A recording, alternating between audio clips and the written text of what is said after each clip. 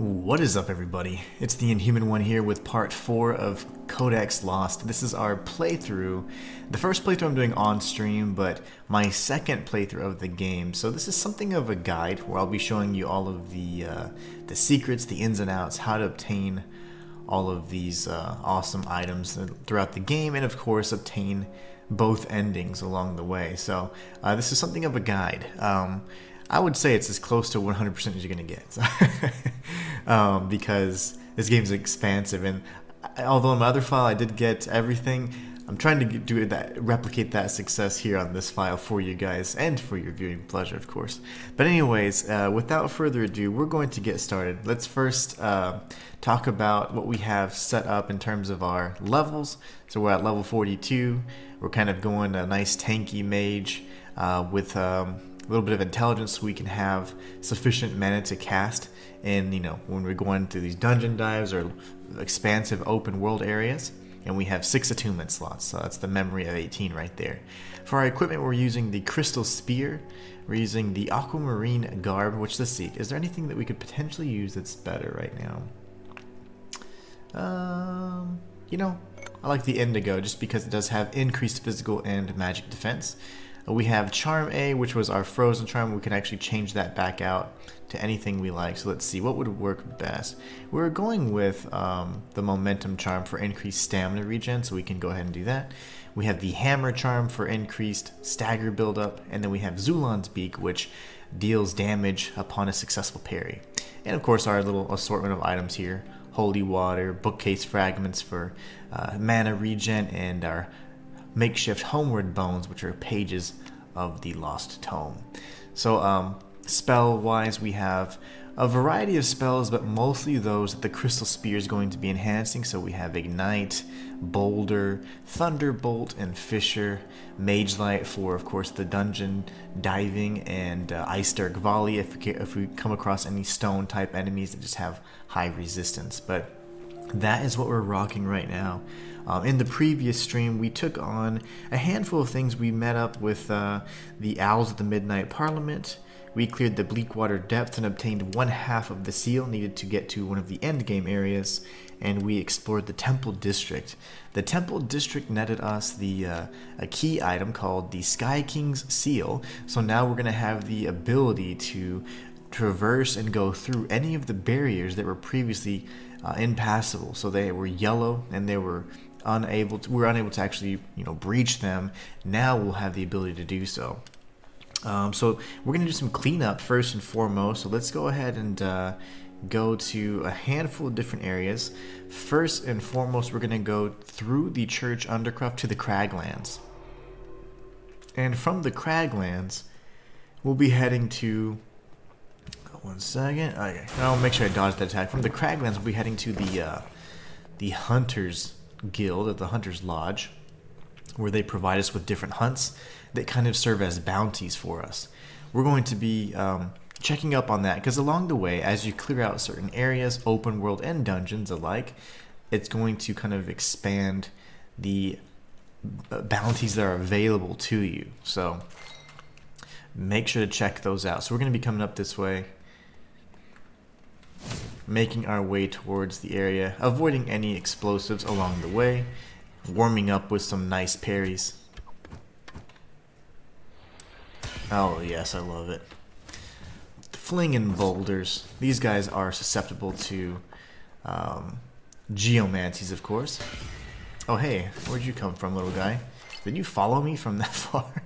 These enemies do not leash. They will chase you to the depths of hell if they can. As long as you're in the same loading zone, if you run past an enemy, rest assured they are not going to be happy with you. So we're going to make our way up here, avoiding these crow bros over here trying to shoot us, get those little pot shots off us.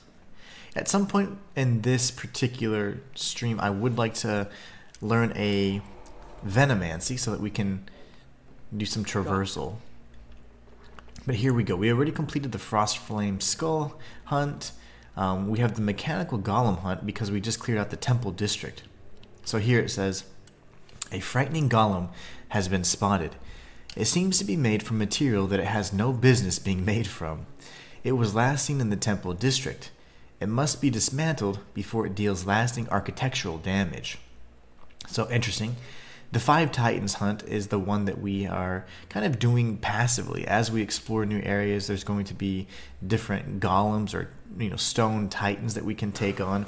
And if we defeat 5 of them, we're guaranteed to get one of the 8 invaluable treasures that the ancients left behind. So these other hunts aren't available just yet, but they will be soon as we explore some new areas today. We'll be unlocking a few different things along the way. But anyways, that was, we accepted a new hunt now, and that's the mechanical golem. That's going to be more for cleanup, more than anything else.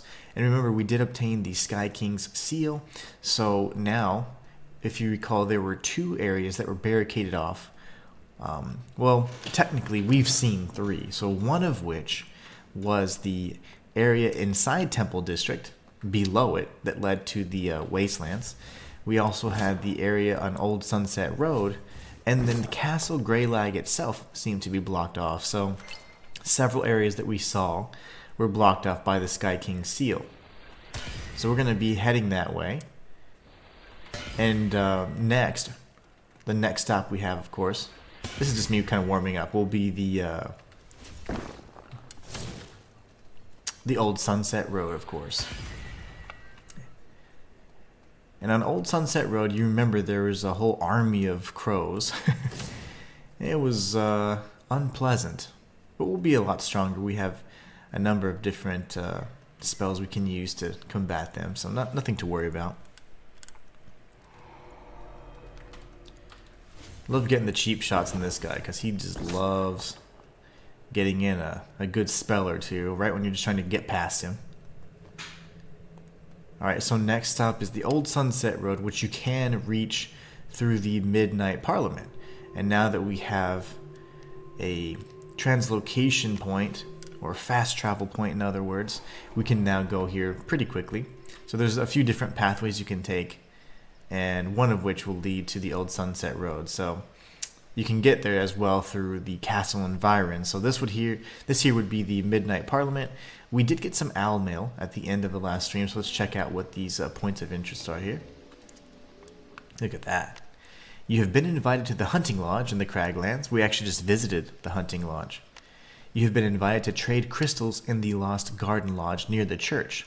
That's something that I'll show you guys later. So in the Penal Village, there's going to be a guild, I guess a guild service or a guild lodge there, and inside you can actually trade crystals. So say for example, you are trying to craft a venomancy, so you need poison crystals, but you have an excess or a surplus of arcane crystals, and you're not really using those. You can actually transfer and exchange an arcane crystal for a poison crystal, and that's a really great way to be able to craft some of the spells that you may be lacking near the end game.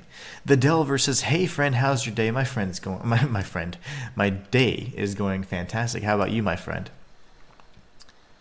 Now we can go to this. A poorly written letter inviting you to Want Stone near Lake Mevril. That, of course, is referring to the NPC Gulland. He's the stone trader Gulland, and he's at the Kren. So we've already spoken with him and initiated those conversations. So the owl mail is just a great way to revisit certain areas, or to know, like, you go here and you're like, have I done this yet? Have I visited this point of interest yet? And if you haven't, these give you at least hints on not only the location, but maybe an NPC that you need to speak with or whatever. And it's pretty useful because often, this particular game is quite expansive and it has a number of different areas. So you may see something, and then much later on, it has a significance now because previously it was locked, inaccessible, whatever. Now, as you make progress in the game, you can revisit some of these areas, and it kind of has a cool Metroidvania aspect to it. This is a letter from a librarian inviting you to the guild hall in St. Hedgemont to trade. This is referring to that undead librarian that sells all the bookcase fragments that we've been purchasing in bulk. So anyways, we're going to be heading up here now. I just wanted to make sure we check the mail. The Delvish is all great. This game looks fun. Yes, this game is amazing. It's called Codex Lost, and it was made by a solo dev. And the dev has actually been popping in here every once in a while. It's been a lot of fun. It's been really nice to have him on stream, or have them on stream. Alright, so we're going to go this way. It's on Steam and PlayStation 5, so if you're interested or if you have any of those, feel free to check it out. Fellwood Bridge, this is how we access the Midnight Parliament. We're going to try to head towards the castle environs and then go to the Old Sunset Road, of course. That's where we really need to be. That is not the Old Sunset Road. This is. Okay, lovely. Old Sunset Road is going to be full of all these different enemies, but we really came here a bit prematurely, and because we're hoping to be able to pass the yellow barrier, but now we have the Sky King seal, so we'll be able to do that without any issue. We're going to be using geomancies against stone creatures. I don't have anything better at the time, so this will have to do. Very good. Don't blow up. Okay, good. So don't tase me, bro. That was the last thing we want to have happen. Boom. Alright, let's take out these guys, because they're going to be a bit of a pain, honestly. I got a bro to my left. Okay. Let's watch out for him.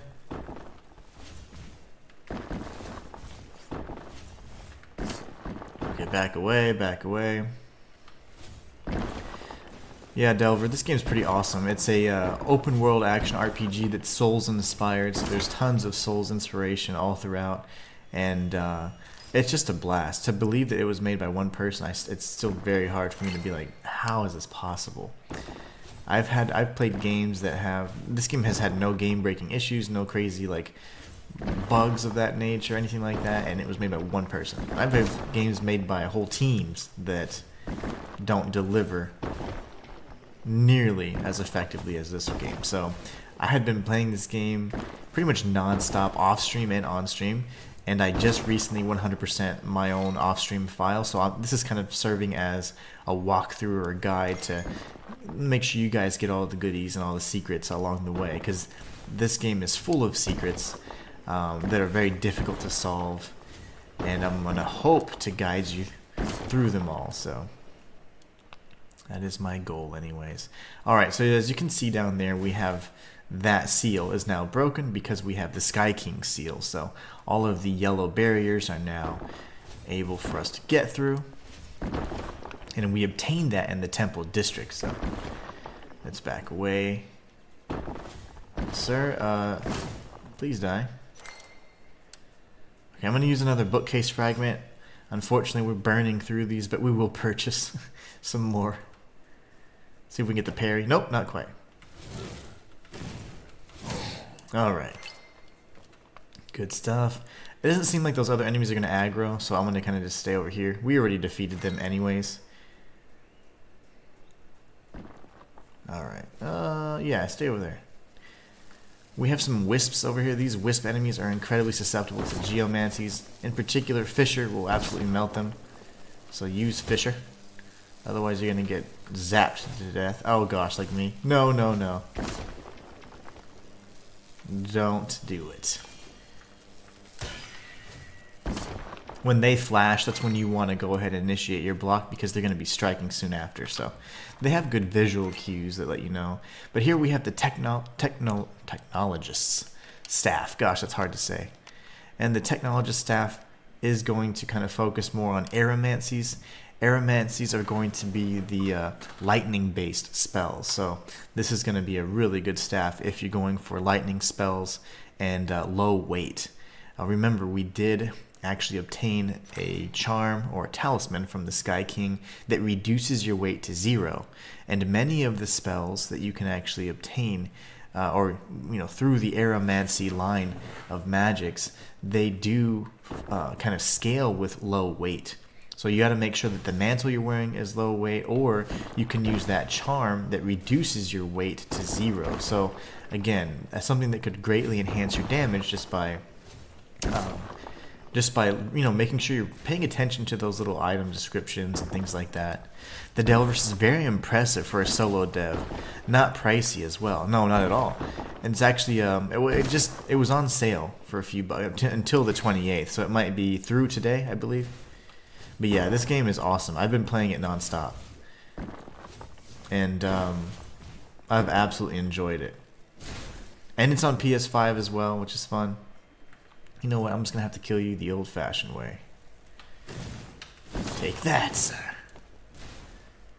Alright, these are the last two anyway, so I can take on this. Okay, maybe not. Sir. Okay, lovely. See, I wish the dev was here now, because I do have a question for... I've unlocked everything, but the whole point is, I don't remember this door, like where we're coming from this other side, and those lights indicate that's a passageway. For the life of me, I just don't remember this particular area. And I wanted to ask him if there's a way through on this side, or do we just come out on the other side? I do not remember. But in either case, okay, so this is the Old Sunset Road. So now, not only have we done the Old Sunset Road and obtained the Technologist's staff, but we're well on our way to complete the hunts. Since we actually triggered the next bounty, or the next hunt, what we can do is we'll be heading over to the Temple District. The Temple District we just cleared out, but now there's a new bounty there in that particular area with a mechanical golem. So we're going to be facing off with this unique enemy. And the cool thing about the bounties is they're always unique enemies that you've not yet seen before, so really cool. And we're going to go over here and find our portal.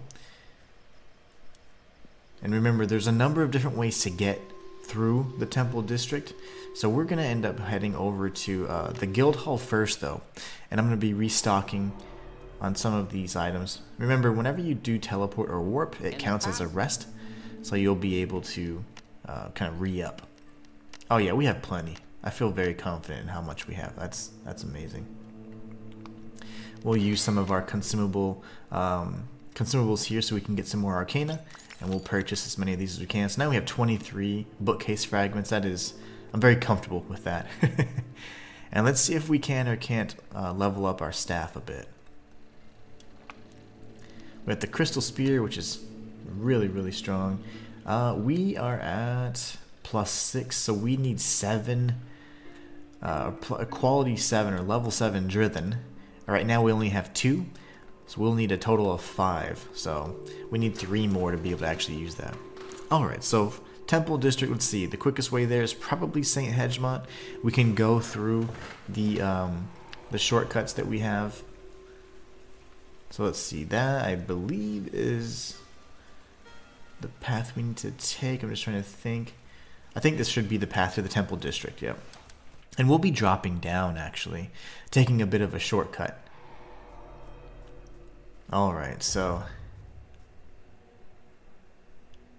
we already obtained the staff in this other section in the previous stream. You can safely traverse this area. Remember, as a crow or the Curator, we're not going to have anything to worry about in terms of fall damage, unless you're going to take a fall that would drop you off into a chasm or like a body of water. Then naturally, yeah, we would die. So there's a frog enemies over there. We're not going to worry about them. And so we're going to try to go over here, not aggro everybody and their friends. Matthias Rain says, happy eat food and be grateful day. Apologies yet again for my later arrival, but I'm here at least momentarily. Hope your day's going well, Inhuman, as always. Thank you so much, Matthias. Yes, things are going awesome. Happy Thanksgiving to you too, my friend. Do you have any plans for today? Are you going anywhere, or are you just going to stay in and eat with the family?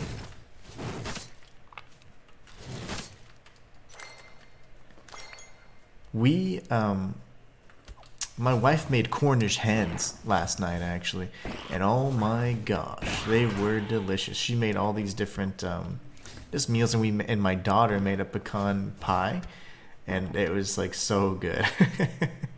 Well, we didn't eat it all, but we were definitely indulging. So what we need to do is take out these enemies here. The actual bounty is just down below, and again, if you don't take out some of these enemies, you're gonna be in for a hell of a time, let's just say. So let's see here. And what I'm gonna do is kind of dash over to this side. We're gonna aggro this goblin over here and take him out. We want to clear out the area because this dude will chase us through the entire map. But yeah, hope you're having a great day, Matthias. You and your amazing family. Let's take this guy out as well. Dodge this, go here, and then we're going to use a bookcase fragment so we can re-up. And the mechanical golem should be down here, but we do want to clear out the area first, so this little guy is going to be an issue, so let's go ahead and get this blocked and this guy taken care of. And then there should be the mechanical golem in here. It is a kind of like a minotaur type creature. It's a very weird creature. Not very, it's not a natural creature, let's just say. It's creepy.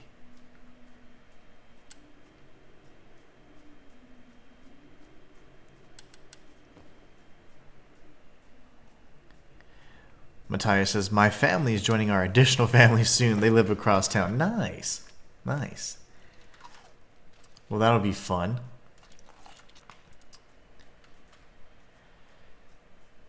That'll be fun. Okay, so the mechanical golem should be here, but maybe I need to go to a slightly different area to trigger his appearance. Alright, we're going to try and get the attention of both of these fools. But this one came a little too fast. Dang it. Okay, I was trying to be fancy with it, and that's what I get. I get a fireball to the face for trying to be fancy. Alright, we're going to go the scenic route then to trigger our little friend. But the mechanical golem is here. When I fought him, he was down in the that big open area.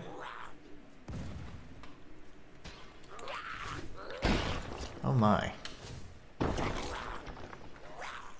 Oh my. Alright, you're dead. Lovely. But we'll see where he's at now. He's honestly being a little troll, because he was there in that other area. He did not show up. Whoa! Where the where that big titan was. So I know it was a different area, but I'm not sure why he's being shy today. Matthias says, I was listening to you start to talk about your wife making Cornish hens and then some car salesman really interrupt you trying to sell me a car and my entire bloodline can't afford it. That's hilarious. You buy this amazing vehicle that you'll never ever be able to afford. I love it. And you know, they make it seem like the ads are like targeted for your like demographics. Like isn't it supposed to be smarter than that? Buy gold coins. That's just silly to me. So interestingly enough, I didn't see the mechanical golem. It's hard to miss. So I'm not sure why he didn't trigger, even though the quest itself did trigger. So that is odd. Perhaps we have to wait a little bit longer, but he was just there in that area. This is where the cackling goblin was that we used to obtain the hidden gem, and this is just of course the cliffside. There's nothing much there. If we circle around over here, we have the jars, and then we'll eventually get to the area with the actual temple district proper. But I don't know. Yeah, so I was saying the Cornish hens, man. Oof, they were delicious. Absolutely delicious. And then we had like macaroni and cheese and things like that. So it was just, wow. I'll be eating that after stream, that's for sure. Parry, oh my gosh. The parries in this game just feel so good. Alright, let's not get killed by this bug. Okay, okay. Very nice. Yeah, I don't know why the golem didn't trigger. That's really strange. The mechanical golem could have chased me from a different area though, and that's what I was thinking on my other playthrough. I mean, I was running around like crazy in search of it, and it could have been that it found me instead of the other way around. Yo, my gosh. Parry. Let's do this. Okay, we're just spamming a spell that's not very effective, but we can spam it very quickly, so that's the key. Sometimes you just have to spam. A little mage spam is kind of built into, right, to the character. You gotta be able to do a little mage spam if you're a good mage. Any good magic user. Knows to be cheap every once in a while. 2 boulders for the big guy. Oh, okay, or not. How about this one? There you go. Okay, so we gotta think through this a little bit. Yeah, I don't want to die. I'm not gonna die by falling, but I'm just curious because he was there last time and he's not there now. That is so bizarre.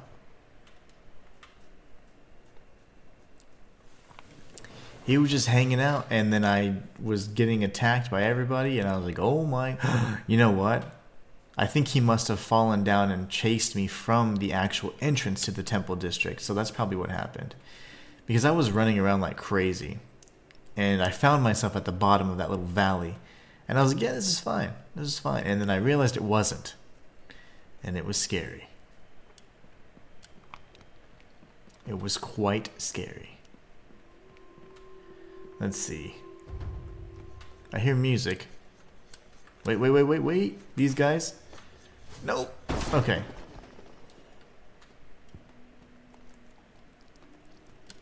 No, these guys suck. Oh gosh. Where's your mechanical golem master guy? Ow.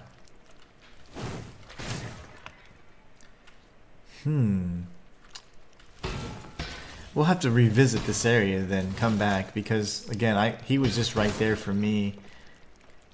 I figured he might have chased me as I was running through the area and I just hadn't seen him or spotted him beforehand, but I don't see him at all. So this is where we obtain the yellow gem, which is one of 8 very special gems needed to obtain. A crazy item. It is a crazy item. You guys are gonna love it. So I don't know, that's weird. Wow, I suck at aiming. Okay, there you go. Interesting. No telling. So he's not there yet. I'm gonna have to put a little star by that one. Mechanical golem. Where are you? But from here it's fine. We're gonna be in a good spot anyways. We can go to the Valley of Blades. So if we just turn right up here, we can explore this area now. And what we'll do is we'll be tagging this memory font. This memory font here is like perfectly situated for us. So if we die, which we certainly will, we have a means to come right back. So the wisps are very susceptible to fissure. So if you just take them out with a nice spell, they're quick work. We already explored the upper half of this area to the right, and we were able to obtain some more holy crystals. That's how, excuse me, that's how we then crafted Mage Light. This, of course, is the pathway to St. Hedgemont, and this is going to be, the lower area is the pathway towards the drainage ducts entrance. We're going to be heading this way, though. Heading this way to the left, and then finding our way around. Let's see. Yeah, this should be it. Straight down. Matthias, in my 40 plus years on this earth, I don't think I've ever had a Cornish hen. However, I have had mac and cheese. Oh my gosh, mac and cheese. Well, you're already on the good start. Would you die? Ugh. Hit him. I have had mac and cheese and pecan pie. Pecan pie happens to be my wife's fave. Oh my gosh. I wish there was a way for you to taste this pie. It is so good. It was so good. And it's not even, I say it was. No, it is good. It's still very much alive. And yeah, it is tasty. Can I make this? I think I can. I haven't made this jump in a while. There you go. It's 2 dashes for that one. So you've never had Cornish hens. Have you had duck before? That was my next thing. We are going to do duck on the next break because duck isn't something that you often see in our stores. It's more of something that you would find at like a standard, like they call them like 99-cent ranch or something like that. And there's like, it's like more of these cool like shops that aren't like your Walmarts and your Krogers and your whatever else is like your standard stores. They have meats that other cultures like more and stuff. It's really cool. So like in this particular one, it's kind of like geared towards Asian type food. And you see like duck and lots of different things that you just can't get anywhere else. So it's really neat. And there's a few stores like that in this area, but you have to know the areas and you have to know which one, because otherwise you don't even know which, you wouldn't even know what it was. You just be, oh, it's another grocery store, but it's got all these great items that you typically can't find elsewhere. So let me make sure the mechanical golem, he's honing in on us ever so slowly. We do have some venomancers as well, but we're just making our way across the Valley of Blades, doing our thing. I am going to go ahead and top off. But yeah, those marts are the best. Get wrecked. Get wrecked by some geomancy, son. Do it. Alright, here we go. So now we're going to go this way, and then we have the Venomancer. He will probably actually jump off the cliff if I don't kill him in one hit. Yep. That works just fine. Then we have two Venomancers, but we have this one down here. And we're actually going to go this way and kind of bait the attack, finish him off. And this is going to be another Midnight Brazier that we can light. We're not going to light it yet until we have all 10 Midnight Oil. So then we'll start burning that Midnight Oil all in one episode. That way it'll be a complete guide on how to obtain those. In the event you don't kill these Venomancers in one hit, they typically do a huge dash and to reposition, and they'll get out of the way, and this particular area they're going to jump right off. So it works out pretty nicely. So just by attacking them, even if you know you may not kill them, can trigger that little traversal maneuver, then that's going to totally screw them over. So Matthias says, my wife says you're teasing her with that pecan pie description. No, I haven't had duck either. Every time I think of eating duck, which is never, I think of that lovely scene from A Christmas Story where they chop the duck's head off in front of them. Oh, classic. Absolute classic, man. Yeah, I am sorry for teasing your wife. Oh, you're about the pecan pie. It's good though, man. It was tasty. And what else did we make? Like, my wife cooks all the time. Like, if she doesn't cook, then I cook. And unless of course we're just lazy and we want to eat some disgusting, unhealthy fast food, then yeah, we'll order something or whatever. But usually we're cooking, and she loves cooking. Like, that's just her way to kind of like unwind and just like experiment with new stuff. It's a lot of fun for her. So it's great for me because I'm like, heck yeah, I love I love the food. But she made a few different things yesterday, and man, it was good. And that way she could just rest today, because today is her day off. So she did all the cooking ahead of time so she could just be like chilling. And then my daughter wanted to make some dessert, so they did that together. It was really nice. Turned out really fun. It was a good time. We stayed up pretty late. That's why I'm like, I sound a little sleepy. We stayed up pretty late. We were playing the new Mario Party, and it's called Mario Party Jamboree. And it's lots of fun. Did I forget that item over there? I did, didn't I? That's disgusting. I can't do that. I don't think I can get back, though. I forgot this item over here, yeah, because I was messing around. All right, here we go. Huh, huh. My bad, guys. Talking about food. That is one way to get me off my game. She says, no, you're not. It's all good. She's getting her pick up. I'm not sorry. Haha, sorry, not sorry. I'm teasing you on purpose so you're jealous of my pie. Will that be terrible? Hiya! Hiya! There you go, and very good. All that for a hyper magnet? Hell yeah. Anyways, the hyper magnet is just a crafting material for different spells, so it's not a bad thing. I want to say it's specifically for geomancies, but I could be wrong. Several of them do cross over, several other materials, but most of them are unique. Matthias says, my nephew is getting the game for Christmas along with Brothership. No, oh, nice, nice. I'm not sure what Brothership is, but Mario Party Jamboree is lots of fun. They reverted back to like the older versions of Mario Party, like 1 and 2. Back on the Nintendo 64, so that they did a lot of things where like the stars are about that retro price. A lot of the mini games are kind of reminiscent of that time as well. The one that I owned previously was, I don't know, the one on Switch that was released before is like, I don't know, Mario Party something. I forget what exactly it was, but I don't remember the name of it. It's like Mario Party Super or something like that. And the cool thing about that one is like it had a lot of different mechanics that some of the others didn't have, but they kind of dropped most of those mechanics and they in favor of kind of going retro. And it was funny because we have the Nintendo Online subscription where you can play the Super Nintendo games and the Nintendo 64 catalog as well. Some of them anyways, and the old Mario Party games were there and we were able to play them. And we saw the difference and like, dang, the one on Switch is way different than the one that we're playing here. And it had been years since I'd played the old Mario Party, so it was fun to see all the differences. Okay, so this is Greylag Tunnels. This is definitely a dungeon that requires you to be on your game. So there's an area up here that leads to the castle itself. There's an area down below that leads to a new area called the Hidden River. This area is kind of the Greylag Tunnels proper. The other side of that archer, if you kind of follow it along this way, is going to lead to the Greylag Cellars, which is a unique area where you can find some special NPCs.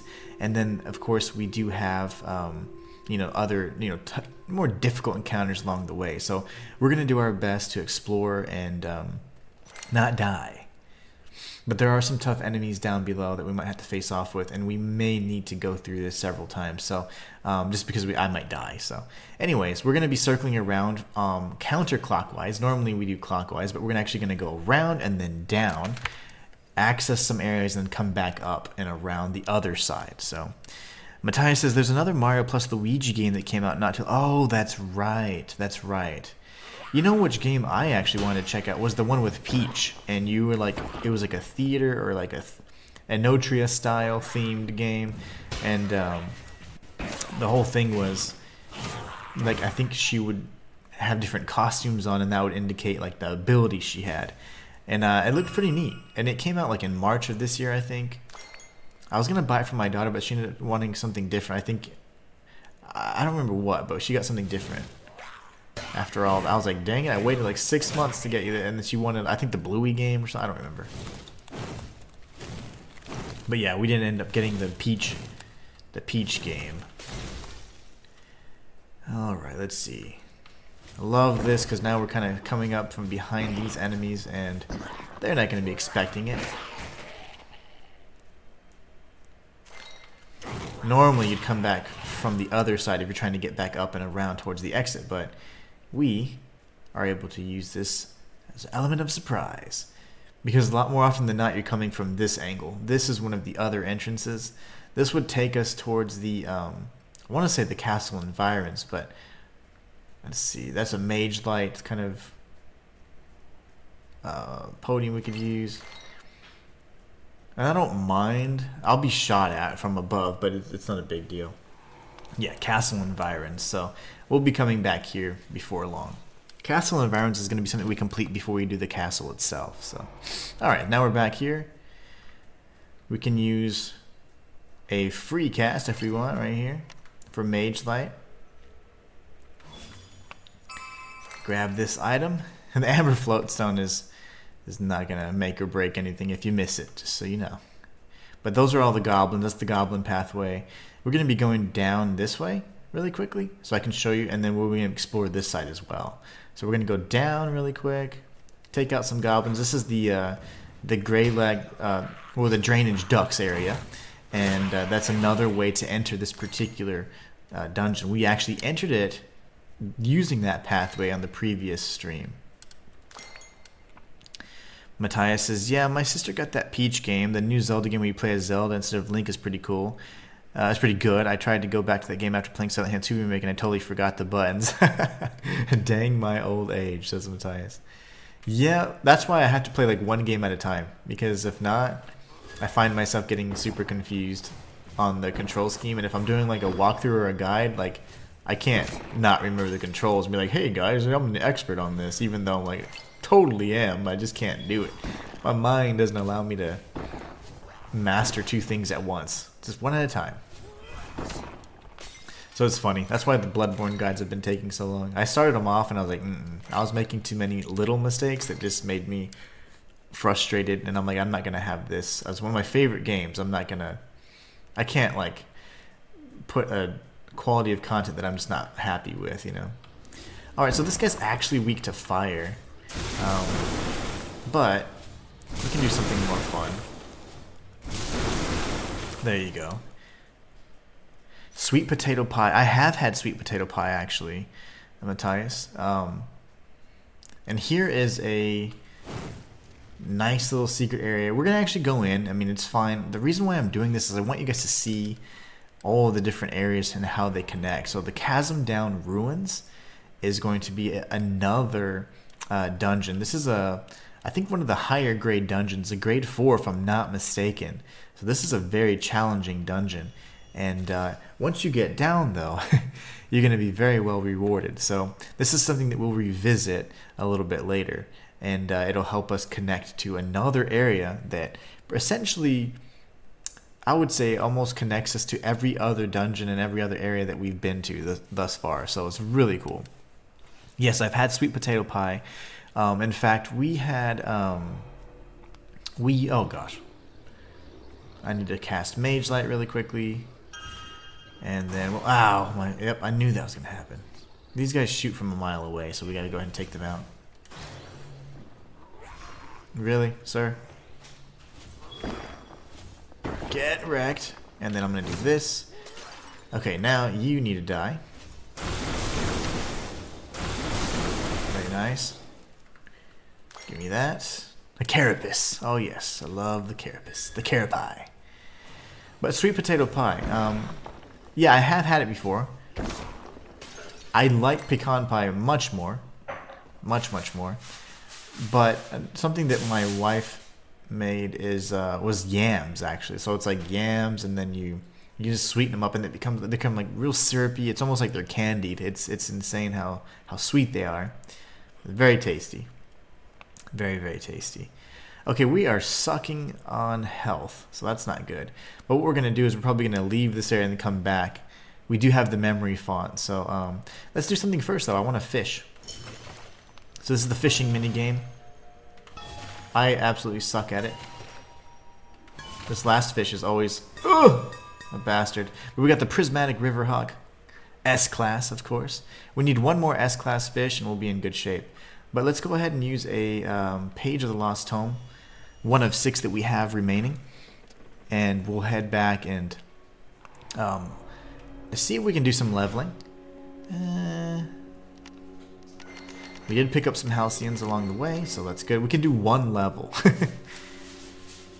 Do we do 1 level, or do we buy a bunch of items? Because I feel like that 1 level is not really going to do anything for us. So I say we buy a bunch of items. We're going to go to the Guild Hall.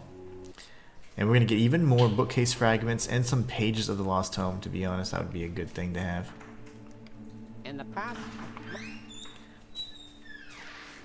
Page of the Lost Tome. Let's buy 2 of those zombies. And then we're going to get this one.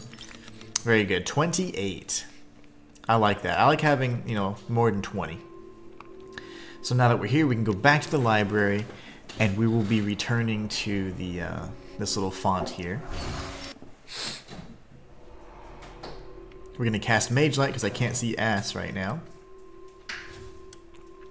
There it is. Oh my god. I heard footsteps. Okay, so just so that you guys know, kind of give you an idea, we have already explored this side, and we've explored the lower side as well. We have not yet come up this way towards the castle structure area, and we haven't explored this side, nor have we explored, the paths that lead to that side. So we're going to go over there next. So what I'm going to do, though, is take a little bit of a detour like this. A little shortcut, if you will. Get shot in the back. It's because those guys have massive range. Let me see. Yeah, he's still trying to shoot me. Take out these goblins, and I'll take out that other dude sitting on the orb. Those guys are really annoying. And they're not...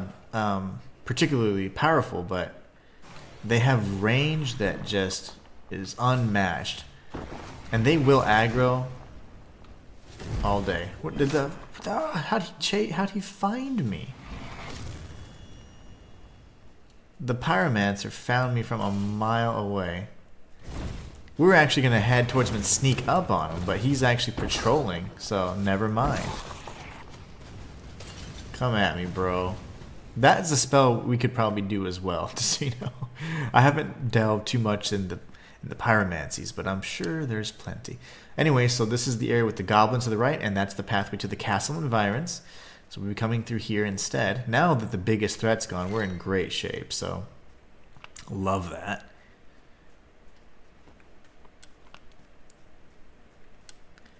Yeah, sweet potato pie is good, but oh man, it is not compared to pecan pie.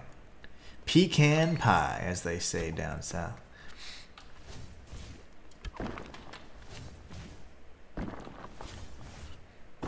Very nice. We're going to recast Mage Light because I can't see. This game is dark as balls. It is so dark. Okay, and then here we'll have to circle back around, which is perfectly fine, but you do want to grab this orb. This orb is just free arcana, so you definitely want to do that. These are items that you can only use the one time, so you want to destroy them to the fullest and then move on. I'm going to try to use fire against him and just maneuver. Let's see. He's just quick, so you want to... Yeah, the fire's fantastic, especially with this particular staff. Whew, love the damage. Let's make sure that to our right we don't get, accosted. And of course we did. We'll ambush. I'm going to use the wall to my... Oh my god, never mind. He had the same plan. He had the same idea. Alright, now we're in good shape. I'll go grab the bait over here. And then we go back up and around. What? What are you... How is everybody patrolling? Like, these guys are going so far away from their little posts. And that is why no one will remember your name. Alright, here we go. Good fun. Good fun. Oh, that's right. So, just so you know, I actually forgot about a minor detail. There is one secret passage that opens up a little bit later. So what we're going to do is we're actually going to go to this side and go through the castle-y type area. That'll eventually lead us to the top layer, or the top floor of this cave here. And this so that you know, spoiler, spoiler, spoiler, this pathway, this rock right here will actually move, if I'm not mistaken, and then we have a clear pathway to the top.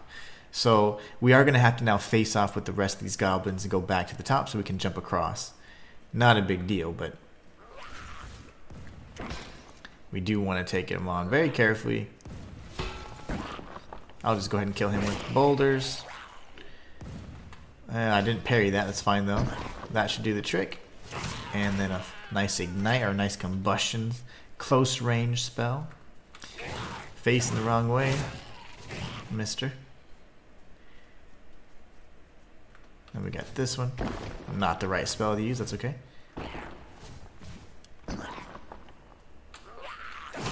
Nice. Very nice. Okay. So we're in decent shape. You know, one thing I can do is I need to remove my holy water. I don't need this just yet. We need to buy more though. So if I could at any point be reminded to purchase holy waters later on, I will certainly do it. We're going to use a bookcase fragment, and we're going to need it. We are going to need it. You got the reference. Achilles reference from Troy. Absolutely love that movie. We talked about that movie before. Oh yes, we have talked about that movie before. It is excellent. It is such a great movie. Alright, so we're going to grab the... I knew you'd catch that reference. Got the flame step recipe. Over here, you're going to notice that there is a brazier we could light. That right there is a brazier. That is another one of 10 midnight braziers that we can light. What we're going to do is drop down, and of course we have to cycle through that again. And it's just for materials, but of course we are completionists, so even the little guys count. So now we're going to come right back up. And now that the enemies are all cleared out, or essentially all of them are cleared out, we're in good shape. So we're going to use Mage Light again. Again, it's a very cheap spell to cast. I mean, it almost costs no mana whatsoever, so I strongly advise you use it when you can. But here we go. We're going to work our way back up here.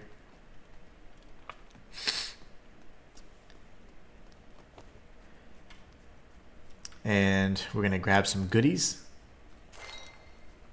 Another bookcase fragment, love that, and some blood splinters. There are going to be a few enemies here. We got a Venomancer up here, and a kind of an orb creature. It's like a dark spirit type creature that's pretty tough if you get caught by it. If you get surprised by it, you're in trouble. So here to this side, you can see the pink glowing stuff. That there is reminiscent of a dark creature. They're not very strong against geomancies though, so, and I'm sure they would just completely melt against holy, any kind of holy magics. But here, if you circle around, you have another Midnight Brazier. Again, I'm not going to activate any of these yet. We're going to do it all in one session, so you guys have a complete guide on how to do it. But if you're following along and you have the Midnight Oils, just do it. Alright. Oh my parry. Okay, so what we're going to do is I'm actually going to show you guys a different pathway you can take here. So this is one pathway, and at the end of the pathway there's a kind of like a fire elemental, and it's incredibly powerful, especially if you're not expecting it. So what we're going to do is we're going to come back up and around this way. We're going to wait for this right here. Oh my gosh. Lovely. Oh yeah, that's the stuff. And this here would take us to the castle environs as well. So yet another entrance you can go to, or Castle Greylag technically.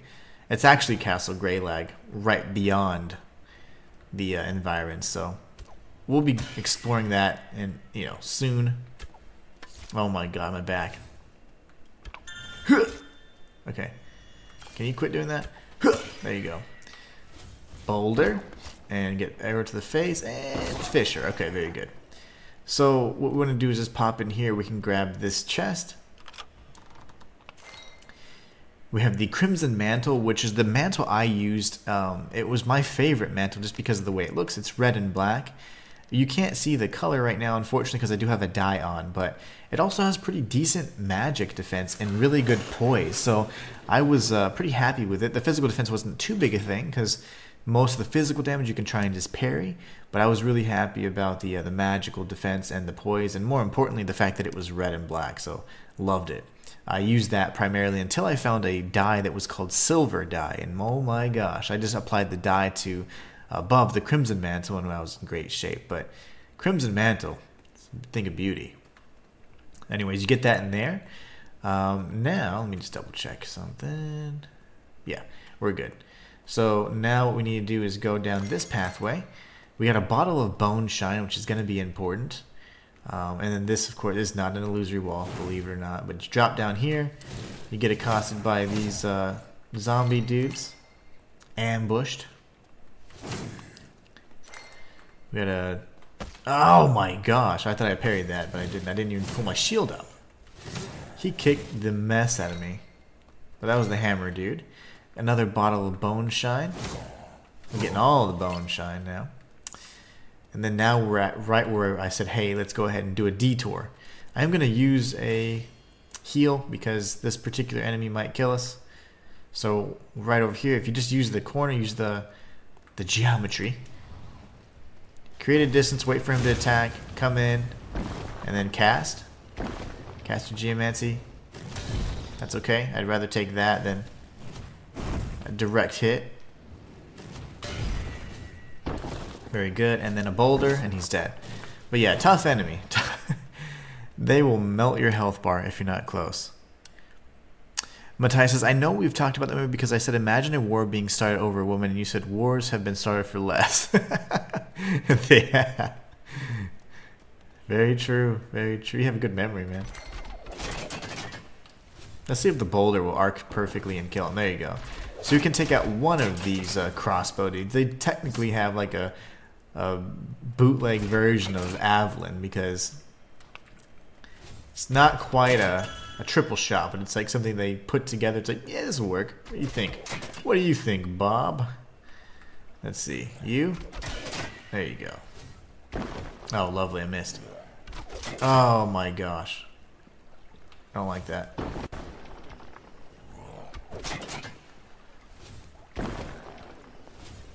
Lovely. Okay.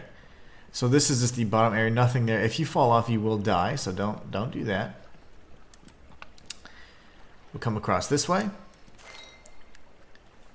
Matthias says, I don't know when you'll be getting to a merchant next, but I'll intermittently remind you. Nice. Oh yeah, holy waters. Yes, already forgot. You guys are good. Matthias, you got a good memory, like I said. So here, it's kind of funny. We're actually going to be using it, but first let me make sure I've taken out the archer in this instance. I don't know if I have. We have bros coming this way. We're going to use our last heal. We're going to do this and this. All right. I think he's still alive this time. No, I killed him. Okay, good. So now if you just kind of take note, don't forget to grab this little item. So another bottle of bone shine. You're going to be finding a lot of these. But you're like, hey, I can't get through. I can't get through. Well, that means there's probably an illusory wall nearby, right? So let's go find it. If I can find it. Here it is. So there's the illusory wall. You come through and then you have access to a few items like holy crystals and then a ton of different water mushrooms. These are going to top off all of your mana if you had been using it. Different little items here we can get. The Pencil of Time, which is good to change your spells just on the fly. And then we have the Arcane Crystal used for crafting arcane spells. So let's go ahead and cast Mage Light again. And then we're going to go through. Can you imagine the difference? Like, if you don't have Mage Light, this game is dark. Very dark. Matthias says, I'm just a good listener, especially to people with knowledgeable things to say and something worth remembering. Remember Simon and Garfunkel the boxer? A man hears what he wants to hear and disregards the rest. Ooh, that's deep. Simon and Garfunkel, why do I know that name, but I don't, like, I'm not even remembering. Is it like a comic strip? Is it a show? How do I not know that? I know the name, like it's very, very pop, but there's so much of my childhood I just kind of blocked out. There's so much of that. We're going to circle around this way so we have a bit of cover. Remember, these enemies aren't particularly tough, and we should actually be grouping them together and then casting something like Fisher. That way we can take out more than one, like so. And it's just a satisfying... I love that. Like... Great sound effect. I like it. There's a chest back here that's pretty hard to see. I remember I missed it the first kind of exploration of this particular area, but when I went back, I was like, oh, I see what you did there. We're going to pick up the recipe for Spark Flight. Had we gone through here, we would have been surrounded and, you know, on both sides by the slime, so not a good situation to be in. And then here we have the shortcut that I talked about. So that's precisely what we want to have there. That boulder has now come down. So now we have a very quick way to get to this side. So here, it's just a mini area. So this is not something that you should be too concerned about, even if you don't have tons of health. But this is a very important area for a number of reasons. And I'm going to show you why. We're going to recast Mage Light. And we're going to take out these fools over here. Remember, they're lightning elemental slime. So we're going to use the Fisher spell to take them on. And take them out. Take them on and take them out. Sound of Silence, Bridge Over Troubled Water. They're a singing duo with some really good songs and harmonies. Oh, that's what it is. Simon and Garfunkel. You know, one thing that makes perfect sense, by the way, like, I am familiar with lots of different genres of music, songs, and artists, but I never commit any mental resources to remembering the names of the songs or the names of the artists. And so I'm always like, remember that song? I was like, doo, doo, doo, doo. And they're like, no, I don't. So I'm terrible at that. But I do appreciate and like music, but I'm just not, I never remember any of that stuff. Once you light all 10 midnight, there's midlight and midnight in this game, so that's why you might hear me interchange the two, but they are not interchangeable, they're actually very different. But the midnight braziers are these right here. Once you light all 10, this is the door that you want to enter for your prize. Dark Glass says, is this a good game to accompany a peanut butter baguette? Oh, no doubt, yeah. Imagine like a mage build covered in peanut butter. This is what this game is. That is precisely what this game is. Good old Dark Glass, man. It's been a while. We actually covered our turkey in peanut butter, you know, for this particular occasion. Just kidding. We had Cornish hens. Alright, why? Oh, it's you. That's right. I was saying, where is he? He's usually quite aggressive. That's the most powerful mage, in my opinion, that you have to worry about, aside from like the actual sorcerers. So what we're going to do is we're going to kind of circle around. I want to take out... I'm going to cast Mage Light again. Oh gosh, wrong one. Wrong one, buddy. Easy. There you go. I want to take this guy out first. All the threats. Oh, lovely. Alright, he's dead. Now we're going to come this way, and of course this is an illusory wall. So there's 1, then 2, and that's it. But you get the black dye. The black dye you can apply to any garb, and it kind of looks like your standard garb. So if you really like that look, which I did, I preferred black until I had the crimson garb. You can kind of fashion souls it up and apply that black dye. And you, oh, I missed. You, there you go. Now we can grab all these items the slimes dropped. In one of these little cellars we're gonna find, yep, a goodie. And those are the crafting materials we need to upgrade our staff. Lovely. Darkglass says, Matthias Rain says, also Disturbed covered Sound of Silence on Conan O'Brien show did a very amazing, memorable version to the point that Simon says, no pun intended, that it's Disturbed songs now. My wife actually loves that song. The first time she ever heard it, like she was like damn near brought to tears. She didn't know about the band Disturbed, and she told me that she liked that song, and I was like, oh, have you ever heard this? I guess the cover of it, as you said, this version of it or whatever is probably what I said. And then she's like, oh no. And now if we ever listen to that song, it's that version. It's a really nice song. Really, really nice song. Zero says, hi, what's up, Zero? We're going to go down here really quickly. Reason being is because it's kind of a closed off little circuit. So let's see if I can do something fun. Well, that didn't work. Whoa! We're just going to use fire then.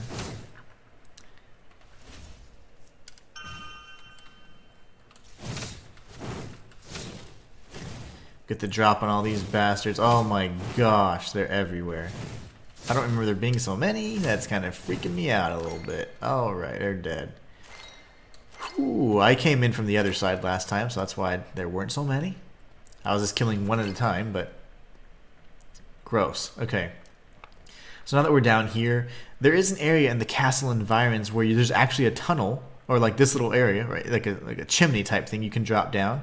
And this is just another way to get inside this area. The game has so many pathways. Okay, midnight oil can be found in the cellar, so I'm going to take note of that from my guide. Greylag cellars. Very nice. So that is 1, 2, 3, 4, 5, 6. We know of 8 locations. At least I've documented 8. I actually know about all the locations because I've 100% this game, but nonetheless, I don't remember all the midnight oils just off the top of my head, so I'm writing them down so I can create a guide for you guys. But anyways, we're coming through here. This is the kind of the... you would have dropped down and then been ambushed by all these rats, right? And then you would be like, oh, and then shot in the ass on this side, you know. So that's why I don't like going that way. But instead, we can now search the rest of this area, go up, and then I'm going to come back down to the bottom. So remember there is like a staircase up here. Let's go explore. Zero says, sorry for not being able to join stream these days. No worries, no worries. Don't apologize. Don't ever apologize. So if you go here, this is that way to Old Sunset Road, just so you know. And I always forget about that. So remember I told you, like, hey, isn't there a way to get there in Old Sunset? Yes, there is. And all you have to do is go through the cellars and reach top. I actually mentioned at the beginning, and I was like, I don't remember. And it's so funny that now we ended up taking it on. So there you go. That is the pathway to the Old Sunset Road. But yeah, never apologize for not being able to join. You can always watch at your own leisure, but I just, like, me, I know, I say me personally, I hate when people say that. It's just the kids these days, you know, it's so damn influential. But no, personally, because me personally is very redundant, I prefer you guys to be able to be on stream live because it's just more fun for me if I'm being selfish, because like it's nice to have people to talk to, and as I'm playing it's awesome. But I know you guys have things, you guys live in different time zones. I mean, there's so many different factors that I know and I definitely account for, so don't ever feel pressured. Oh my gosh, thank you for that. And I'm out of heals because I completely forgot I just left the area. Lovely, lovely. Can you blow up, please? Thank you. I need to take on the mage. The mage is over there just chilling. I don't mind that at all. Sir? Whoa! Okay. Ice. He's gonna ice me. Don't do it. Put him on ice. Okay, he's dead. Now we'll take on this guy. Haha, you missed. Oh, parry. I love that. Gosh, that's a good parry. That is a good parry. Alright, we're going to grab these blood mushrooms now. And I remember about the holy waters. We're going to go downstairs, and we're going to meet a really funny NPC. I enjoy this guy. I like this guy. Another bottle of bone shine. Some shadow bait. I do believe they have some other bait tucked in. No, they don't. We're good. So now we have another NPC, and this is an interesting NPC because he actually gives us a hint towards another location. A location where we can get something very, very important. So here goes. I am Captain Boswick. Oh, Failure. Craven. Craven. Banished down here to the reeking sodden depths. Bone shoddy and crumpled. Drunken and soured. That's what I'm talking about. Tell me, Hell yes. have you ever visited Fort Boswick? Not yet. Yeah, that's right. That's the next stream. The same name as its commander. Me, Captain Boswick. Boswick. Boswick. I gotta focus on my voice acting. And These guys are putting me to shame. gifted to me by that bloody owl. What a rotten apple of a gift that turned out to be. I mean, really. Go and hold the fort, he said. You'll love it there, he said. Defend it, and it's yours. Myth says drunken Captain Boswick tuned in just in time. Myth, who voiced this? I was just saying how good this voice acting was. I like this guy. He's a character. You ever live He's an in absolute swamp, character. Pecker? And keeps calling me Pecker, which I'm like, I don't know if that's really appreciative. You ever wake up in the middle of the night only to discover you're still living in a goddamn swamp? That happens to me every week, actually. Is it any wonder that it became overrun? Is it any wonder that the skeleton garrison drowned? Actually, that is still something of a mystery. Yeah, how'd they drown? In their place, giant leeches, hideous insects, Frogmen. frogmen. It's a miracle I made it out alive. Nice. Dark Glass is laughing. Myth says this is David Raymond Taylor, who also voiced Magron. Oh, no way. Okay. Yeah, Magron's got a great voice. That's a good range, actually. They sound very different. Just so you know, guys, Mithun MK is actually the voice actor for several characters in this game. Hortigan the Crow, Krevlon, which is a boss we defeated in one of the first streams, and Croc the Merchant. So there's some excellent talent in this game, and also really cool people that they constantly stopping in and chat and saying hi. So Myth is actually one of the voice actors. Mithun MK. Dark Glass says someone calls you Pecker every week. No, well that too. No, that's like an everyday thing. More so me waking up in a stupor and being like, oh my gosh, I'm still in a swamp. That was what happens to me every week. And how quickly that bastard bird. The bastard bird. Woe and woe. Deceit and woe. Deceit and woe. Woe and deceit. Woe and deceit. He forgot. He's like, what do I say? He just forgot what he was blubbering about. Still called Fort Boswick. So he's at length mentioned Fort Boswick. This is an area that we will be exploring. It is largely, I'd say, an optional area, but it isn't if you want to get one of the best items in the game. Very true. Well, it's of no consequence to me now. I have found a new mistress here at the bottom of so many bottles. The new lease on the world. He likes his bone shine.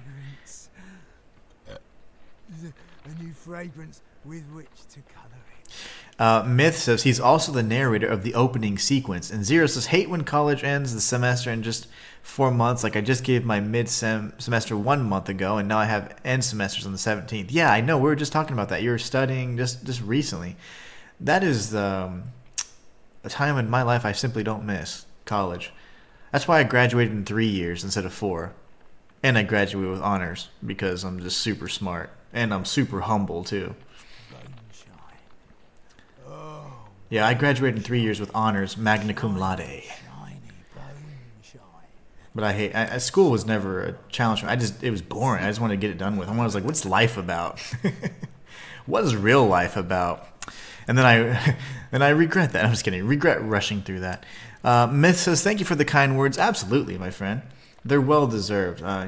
Lots of talent in this and was involved. And Free Mana was just so awesome to be able to not only put all that together, but then make it become this like amazing piece of interactive art that we call Codex Lost. Yeah, it's great, man. I love it. This game is so much fun. Okay, so that's the door we mentioned earlier. So now we're just going to walk on out. Keep in mind that we have this drunken skeleton, right? Talked about Bone Shine a lot. Talked about the Fort Boswick a lot. So we know he's like, okay, he's kind of just down and out. We also spoke with a troubled monk earlier that was just super sad and just said, oh, if only I could drown my sorrows, right? Interesting. Something to remember. And there's also another guy that's just always having a bad day. A little crow of sorts. Might actually be voiced by the guy I just mentioned. Those are going to be NPCs that you need to interact with a number of different times, a number of different ways, so you can complete a quest line that gets you one of the best traversal abilities in the game. So you're welcome. Okay, so what do I do now? So the Valley of Blades is nice and complete. We did a little bit of an extra area in Greylag Tunnels. Greylag Tunnels is definitely a more difficult cavern, but I enjoy it. I absolutely love it. So if you do it the way I did, you'll be able to take it on even at a lower level. But we should be going to the castle environs next, and we'll be taking a... Well, let's do this.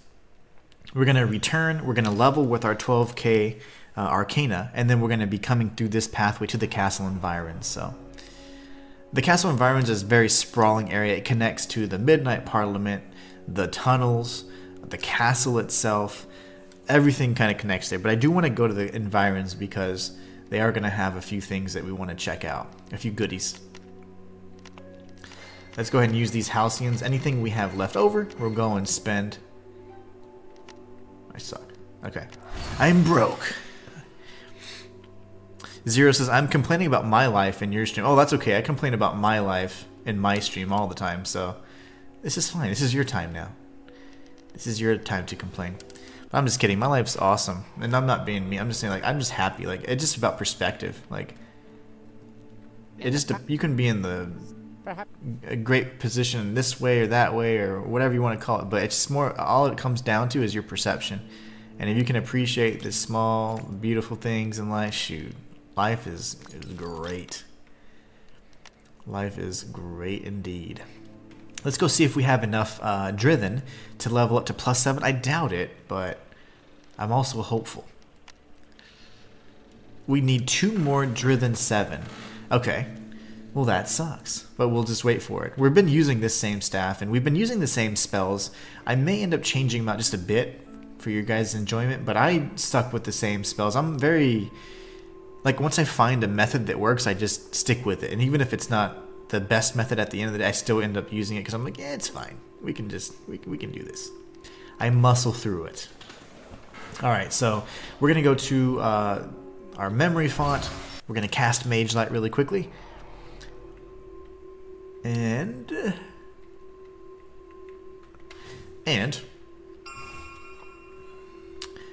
we're gonna make our way down here. I hope to not get sniped by the goblin dudes. Yep, they're shooting me already. Lovely. Haha. More goblins. Yeah, we're gonna be surrounded by goblins here before long. Okay, we're good. We've made it safely. So now that we've exited the Greylag tunnels, which is another great dungeon, by the way, we're going to enter the castle environs. Now I gotta kind of get my bearings because the castle environs is pretty vast, and I didn't explore it this way when I first came onto it. So let's just turn left. This is where we want to go. This is a good area to start in. Whoa! Die.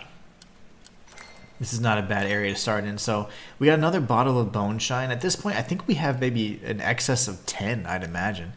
Let's see. Would it be a key item? 9, yeah. So there you go. I lied. Let's see if this will work. Okay, you're gonna do that, aren't you? My range is just ass right now.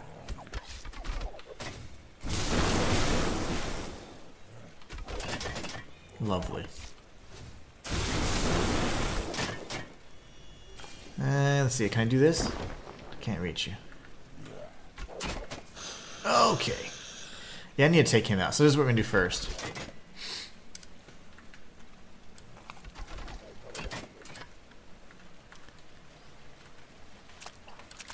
There's bugs.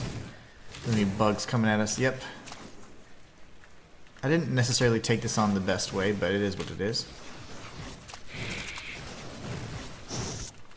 Very nice. Ow, mail. Okay. We've taken on these enemies. There's going to be a chest back here. You can tell why they're glowing. Sometimes it's not as, bright and easy to see depending on the environment you're in, but that is something you want to grab. So again, we kind of just came up from here. There's a staircase. We're going to go down there in just a moment, though. We're exploring this kind of upper half of the castle environs. We need to take out that stupid crossbow guy. Mostly because he pissed me off. I don't like getting shot with crossbows. Okay. Remember this area because later on there'll be a bounty that you have to complete. That'll take place in this exact area we're talking about right now. So. There it is. That's the stuff. Alright. Now we're going to come up here. The reason why we're coming up, I normally don't change like verticality when I'm exploring, but we are going to do that now so we can take out this stupid archer, or crossbow dude, the ranged guy. There it is. And how about this? And have another. Very good. Okay, so we can drop down and then we'll just circle back around safely and grab everything. So we picked up the conversion charm. This charm allows you to, on a parry, it greatly reduces any ailments you have. So like if you're poisoned or shocked or whatever, and then it restores health equal to 10% of that amount. So it's pretty cool, like especially if you are fighting an enemy that applies a bunch of stats effects and you're parrying, you're going to be getting tons of that. Does this work on me? Tons of that health back. So, ow. Really?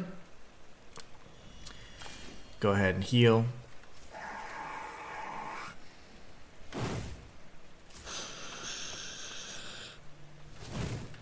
Very good.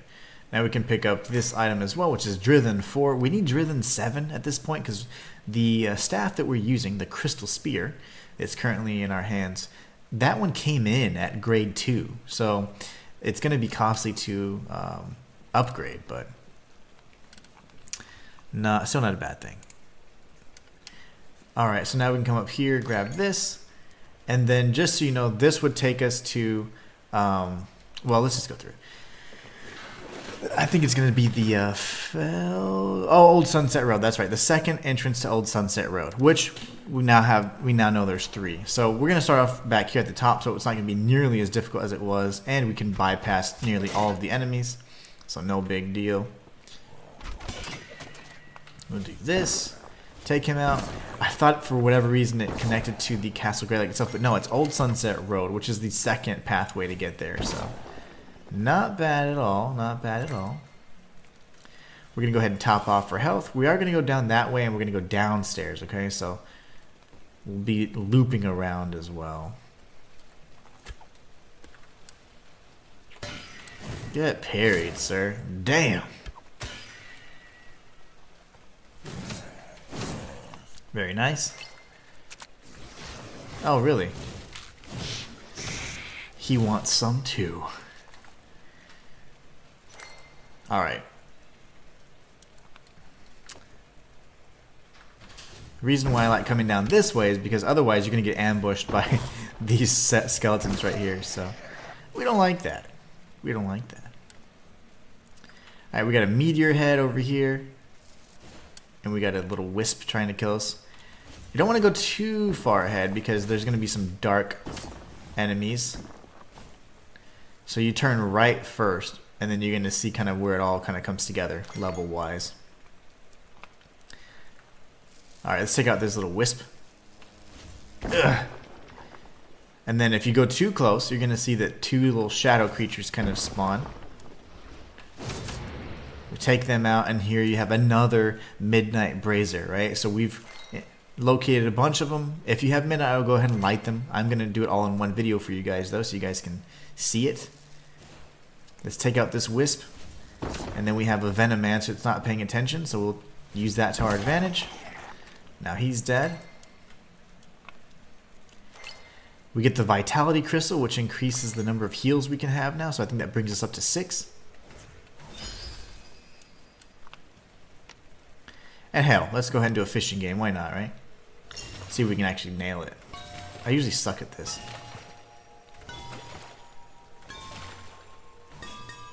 Yay, Prismatic Thunderbelly. Those are all S, so that's great. That should do some good stuff for us. We're going to go back to Tim now that we have 3 catches a little bit later on today. So there's the Hyper Magnet. We can grab this.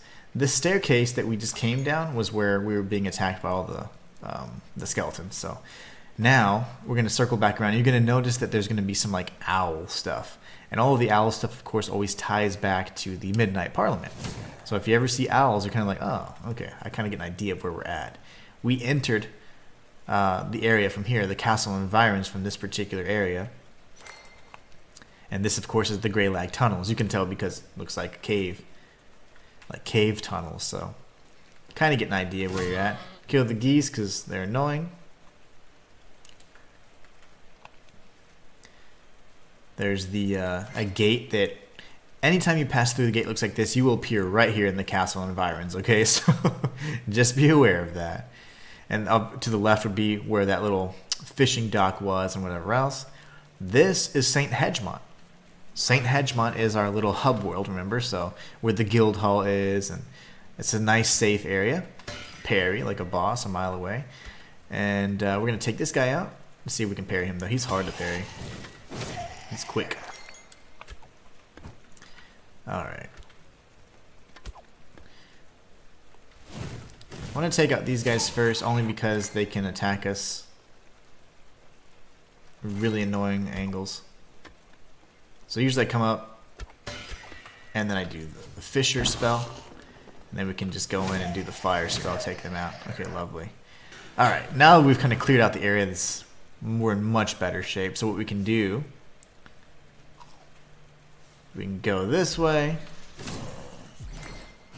piss off this guy. Unfortunately, we have a Venomancer on our butt too. That's not good.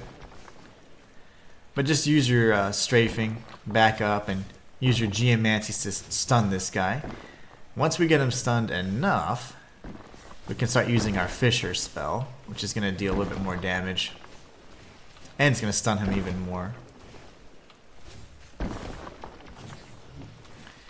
But the staircase is actually the best way to fight this guy because his swings are going to miss. And he's going to constantly trying to work his way towards you. So he likes to close the distance and completely smother you. So don't let him do that. That's where he's strong. There you go. Very nice. So now we're good. We've taken on those 3 enemies. We can now scour the rest of this area. Explore it at our leisure. We'll explore it at our leisure.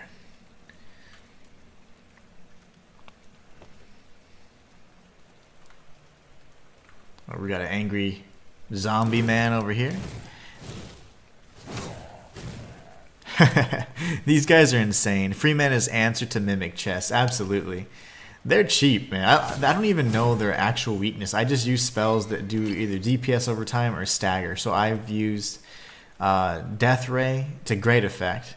And the Geomancies are just great for staggering enemies like that constantly kind of push you, so to speak, or they're constantly pressing the threat. So anyways, I just kind of looped around so you guys could see how it loops together and how it's all tied together. And then we're going to come right back up here. So this is where we defeated the Mimic. And come up here. Myth says, they remind me of a Transformer for some reason. Oh yeah, they do. They are interesting though, like from a lore perspective, like what the hell is their purpose? I want to know more about them because are they like guardians or I don't know. Like there's got to be a reason for their existence other than just to troll you, but they are cool. Oh my gosh. That was nasty. Alright, so now we get all that stuff. Halcyon times 1. Some consumable arcana. Get wrecked. Come here. Come here. Missed. That's fine. I like getting the geese. Amber floatstone. What am I doing? Am I locking on to? And then we have another dark creature back here. Oh, thank you, sir. So that's 3 in this area. He's guarding another midnight oil. That's the castle environs. Let me make sure I have that. Castle environs. By memory font. Very nice. I should have put nice little locations as to where they were, but that's just not. I mean, I don't know. I hate to pause while I'm streaming to do all this, but it is what it is. All right, so there's another memory font there, and then this is going to take us to the other side of Castle Greylag, if I'm not mistaken. There you go, Castle Greylag, right there. Dungeon number 3. So just so you know, there's multiple ways, as we've talked about at length, to enter these different areas, right?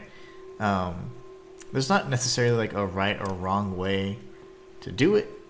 Just know that it just it largely depends on like your preference.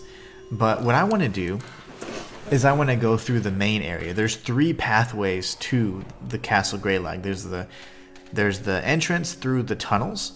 There's the entrance through the castle environs, and there's the entrance through the castle gates, right? The castle gates is going to be the area that's going to be sealed off. So like if you wouldn't be able to get it until you completed Temple District. So what we're going to do is we're going to be heading that way, and we're going to be going straight through the castle gates itself. So there are 3 entrances, the one through the environs and the one through the tunnels. So, all right. So that's the gate that would take us right back to the castle environs, just so you know. And now we can go ahead and move forward. So now, as you can see, the seal is white. It's not yellow. So because it's we have the Sky King's seal, it's now going to be something we can just break right through. Oh, I missed. Oh, I missed again. The meteor heads are bastards. Okay, there you go. Drithen 6. Oh, if only you had Drithen 7. I would have been your best friend. We could have done crazy things. Alright. This door will be opening up. We just have to open it from the other side. So what I like to do is go this way first. This is the pathway I like to take and explore all of this kind of right side of the area. We'll be dropping down and exploring that kind of wet, boggy area that we were just in. Go ahead and take this guy out next. I got shot in the ass.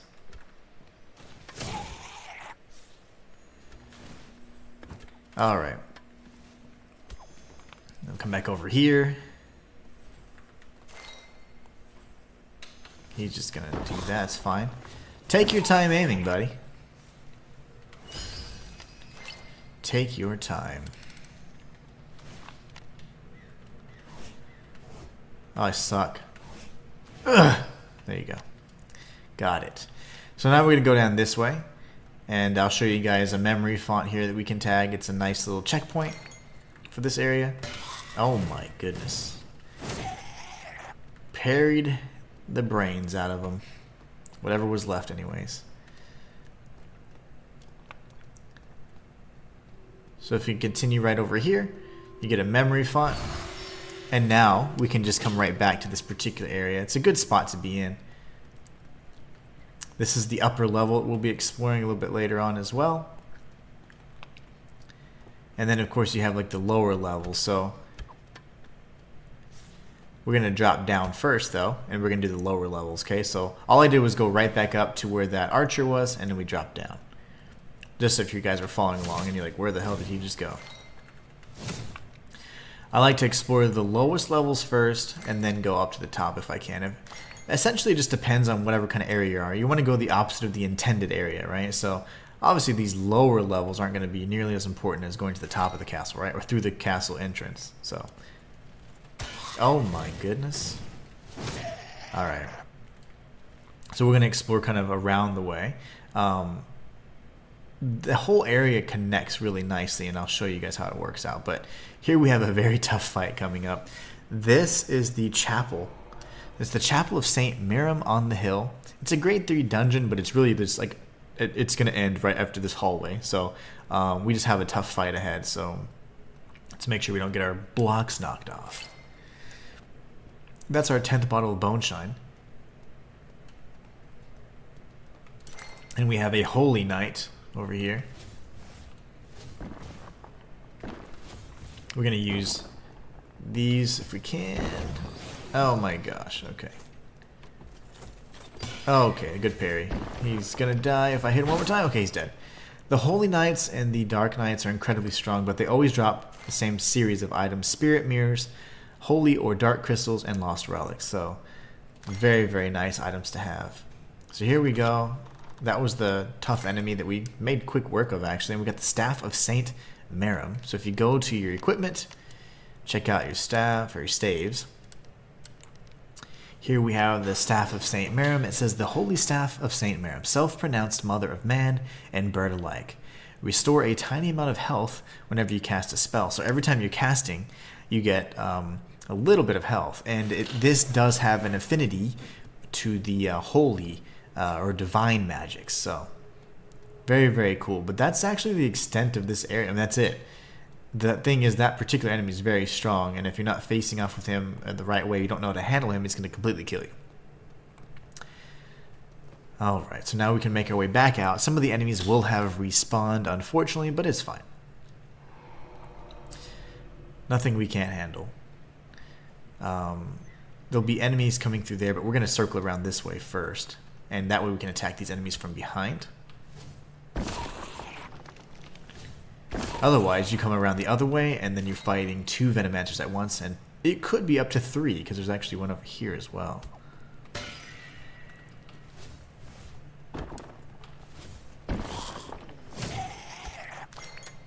Alright. And we'll be making a few rounds to this particular area, because it is pretty expansive.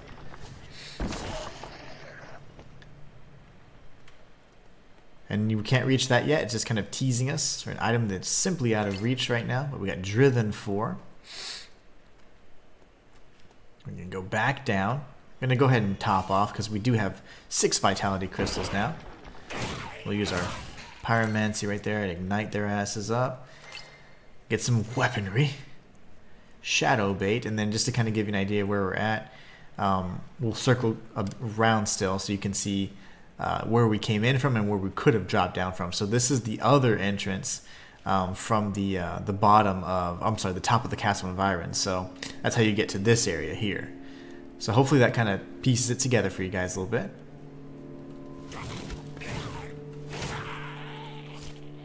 You. That's what you get.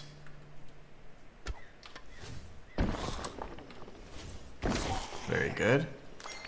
So we got the wave stabilizer, just a crafting material. And now we're back around. If we keep circling around, you're going to see these stairs that we just actually came up from that leads to the Chapel of St. Marum. And then we're going to have a bunch of rats.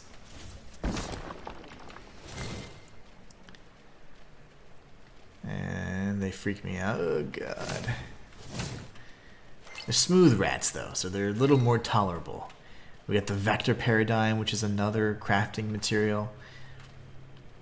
And some blood mushrooms to top off. So this is now the lower level completely explored, right? We're all good now. Now we can come back up and go through the other area where it was kind of across the way.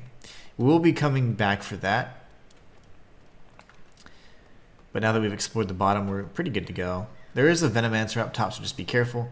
You can come back down and around this way as well. And there's also this little chapel area. You can go inside. Oh, across from the chapel, I mean, this is the chapel right here. But this right here is kind of like an open area. There are some enemies. And here you want to take out. There you go. And then a nice little combustion spell will do the trick.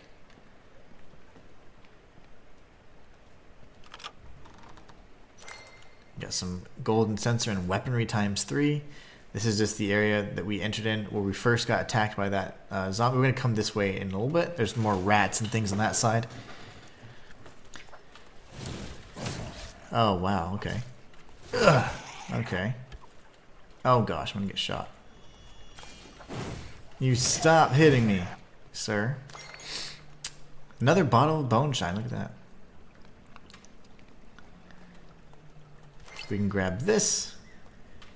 And then now we're going to come around this way. You can break through these. But first you can grab, this is a bait location, another bait spawn location. It's random, so there may or may not be bait there for you. But we have this right here, which is the gate towards the very entrance. So remember where I said, hey, this door's going to open up? This is the pathway that we went up that staircase right there and circled around. So now we've kind of come full circle there. Take on this little guy, and then we'll go back in just a minute. This is where all the little rats are. Bunch of rats in this lower level of the castle. It's disgusting. Because why? Why? Why do there have to be rats everywhere? So you can always just run up and tag that shortcut if you want. It just depends. I mean, if you're confident in the amount of health you have and whatever, you're fine. But if not, then you certainly want to go make a beeline for that once you arrive. And you certainly, all you have to do is just go straight and make a right. So you'd be coming from this area, come up, tag that, and now you have a shortcut. So it's really just a matter of preference. All right, so now we're going to go this way. We need to watch for the archer that was taking us out here. That was oh, that guy. We got the recipe for dragon breath. Very nice. All right, so now, let's see, there you go. Come up here, put a little pressure on them. Use our fire spell. You're not gonna attack, okay. I always get afraid, so I'm like hesitating there, but it's fine. We're just gonna press. Okay, now we go through here and we can grab this chest. We got the Greylag insignia. This is a talisman, if I'm not mistaken. And this reduces your physical damage and your magical damage by 5% each. So undead soldiers of the Greylag region are issued bone shine as a standard ration. This strong beverage is known for its lasting effect on the bones. Deterioration of marrow leads to weak joints and a compromised constitution. This insignia provides a magical paling, which helps stave off these effects. Very cool. That's why all of the bone creatures or whatever, all the skeletons or whatnot, they all like bone shine. So anyways, this is just the other area. We actually killed the archer there and the goblin there. So kind of just putting it together for you guys. Now we're going to circle back around and go through the other side. So we're going to cross right in front of the chapel. And then we're going to take on the Venomancers again if they're still here. They're not. Okay, lovely. So we're going to go this way. Can grab this recipe here for the Divine Ray. Dodge this guy. Take him out here. And then we have a little mage here that uses dark magics. That is a nasty spell, by the way. I use it quite a bit on my other file. But we got a Bottle of Shadows. And then I'll show you guys kind of what to do in this area. This would just lead us right back to the other path that we just were in. The archer was there, goblin was there, just so you know. But I'll show you guys what to do in this area to get that item that we missed out on. So first, you want to go up here where the archer was and grab all the goodies. Then we can come down, and this is where you grab the purple item where the other archer was. This is the one that's out of reach. So now we've gotten all the recipes in this particular area. So we're good. Now the only thing we need to do is go explore the top level.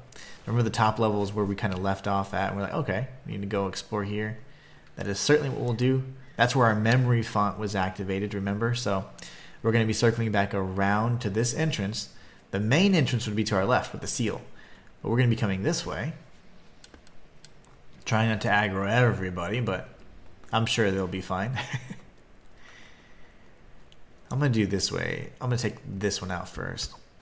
Oh, he still shot me. No, I'm confused now. Choice paralysis. Go ahead and heal. And then we'll take him out just because he hit me. And that is worthy of death in and of itself. Alright. So yes, you can go around here and make some little tricky jumps. We'll be doing that at the very end, though. We will be doing that at the very end. So here's the memory font area. We had these little guys. Oh gosh. I love that parry. That is the most successful, like, it's a satisfying parry sound, you know? Ka-ching! That way the neighbors know you parry. Hey ma, I parried! I love it. Everybody knows when you parry in this game. Okay. And I missed. That's fine. You know what? Ugh, I can heal. I can heal for free. Grab this, and then we just keep working our way around.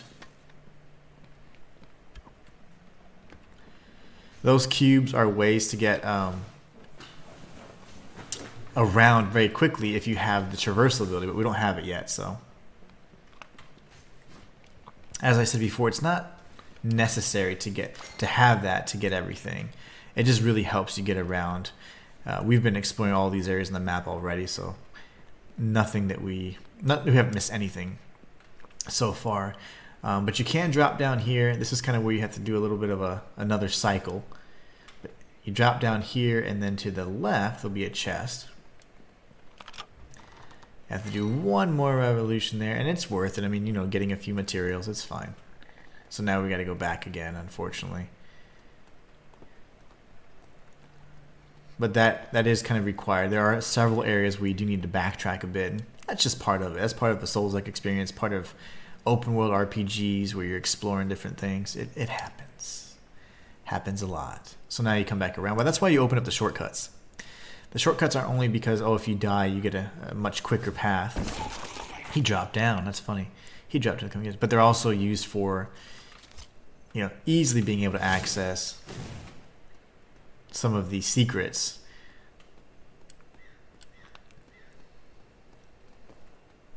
Alright, so now, can I just do this? You're just annoying. There you go. That works. That makes me feel better. So we just come back across where the Venomancer was, and across this kind of questionable scaffolding.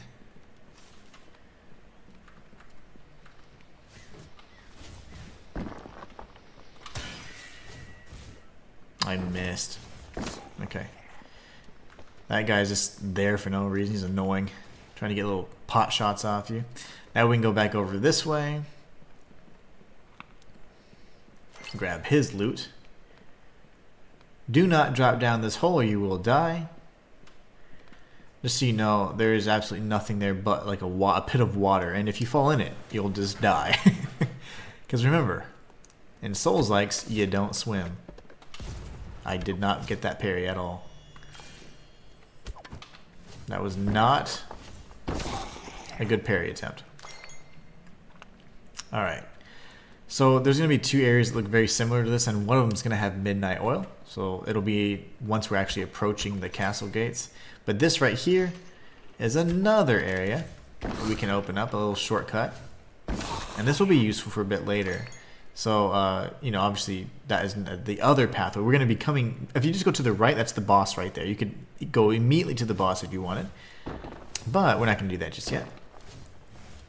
We still have a little bit of exploring to do. So if you drop down and go back this way, there's a few items you can grab. We don't want to go the other pathway because it'll take us immediately to the boss. We'll go into the boss arena and we'll be facing up with Haragusket. Haragusket or Haragusket is the owl enemy, part of the duo of the enemies that. Oh, I meant to show you guys. To the left was the pathway that leads us from the Greylag tunnels, and we would have dropped down from here. So I didn't get to show you guys that. This is the enemy that we've been avoiding for a period of time, not because it's difficult, but because I wanted to show you guys, you know, how to take them on. Geomancies are great because they add stagger like crazy. And then you can interrupt his attack and just finish him off once he's down. So hopefully that puts it together for you guys. That's the entrance from Greylag Castle gates. This little secret entrance tucked away back here is from the Greylag tunnels.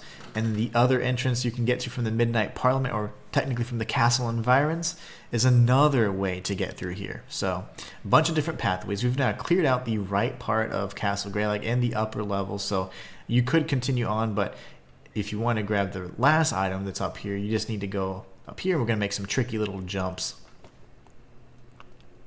I mean, they're not that tricky, but have to make jumps. Okay. Drop down here, grab this, go inside, get more loot, another bottle of bone shine. I think now that puts us at what, 11 or 12. That skeleton's going to be quite happy with us.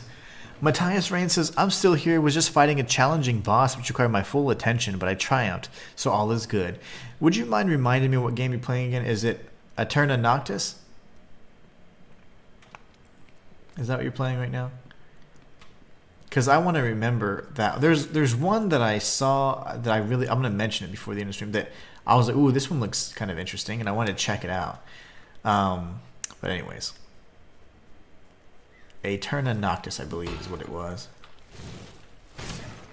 Okay, take out the urchin, and then we do have an archer up here that's pretty annoying. If I can lock onto him, that'd be great. Take that! And that, and that. So there's nothing over here. It's just little, I don't know, straw houses or whatever.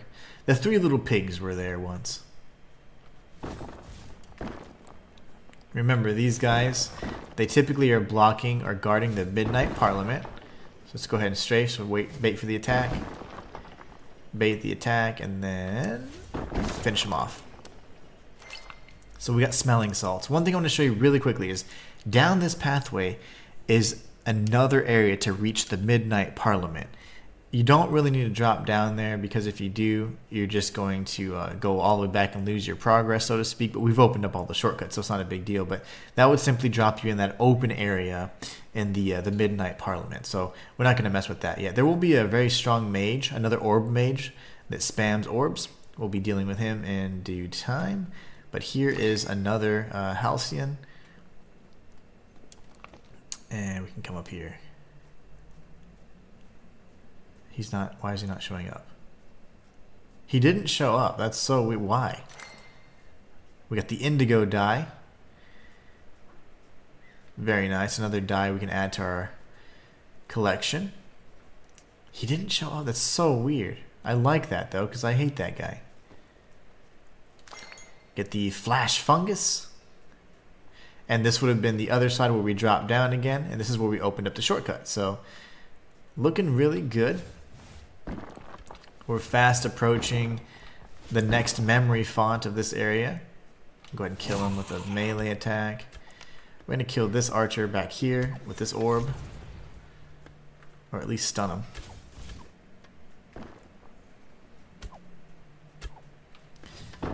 You can actually see here a gusket off in the distance. Get wrecked! Gonna use our ignite ability right there. Grab this item. Mess of Pottage. Grab the Halcyon 5. Matthias says yes, Eterna Noctis, because the other game I'm playing is alongside Eterna Noctis. I'm stuck on the second boss. Don't want to buy Holy Water if you haven't done... Oh yeah, Holy Water, that's right. That will have to happen very soon. We'll be doing the Holy Water quest here soon. Alright, so... Very nice. We've tagged the memory font. Now we can just go back, use our Page of the Lost Tome, and spend these 15,000 Arcana. Matthias says, I'm trying to beat Eterna Noctis before its sequel comes out, Eterna Lucis. Ooh, cool. That's very cool. I thought that was DLC. I remember hearing that Lucis part, like, you know, I was like, was that DLC, an expansion, or what? It's actually a sequel. Very cool. I like that. Alright, this should be enough to level. We'll use all these Halcyons as per usual. And we'll start bumping up our vitality again. We want to be tanky. You get hit too much in this game, you die almost like in 1 to 2 hits by some of the more powerful enemies. So you don't want to ever put that to chance. One of the concerns I have for my particular build is I don't think I have a lot of damage dealing stuff against that particular enemy. Venom is going to be really good against him, as well as Ice. And Dark, actually. Dark isn't the worst against him at all. So an Eldritch Bolt would be good to use. But let's see. Do I have enough for the good old Death Ray? Death Ray is fantastic, by the way. I say we use this. Why not? Yeah, why not? Let's have some fun. Let's see what else we can craft.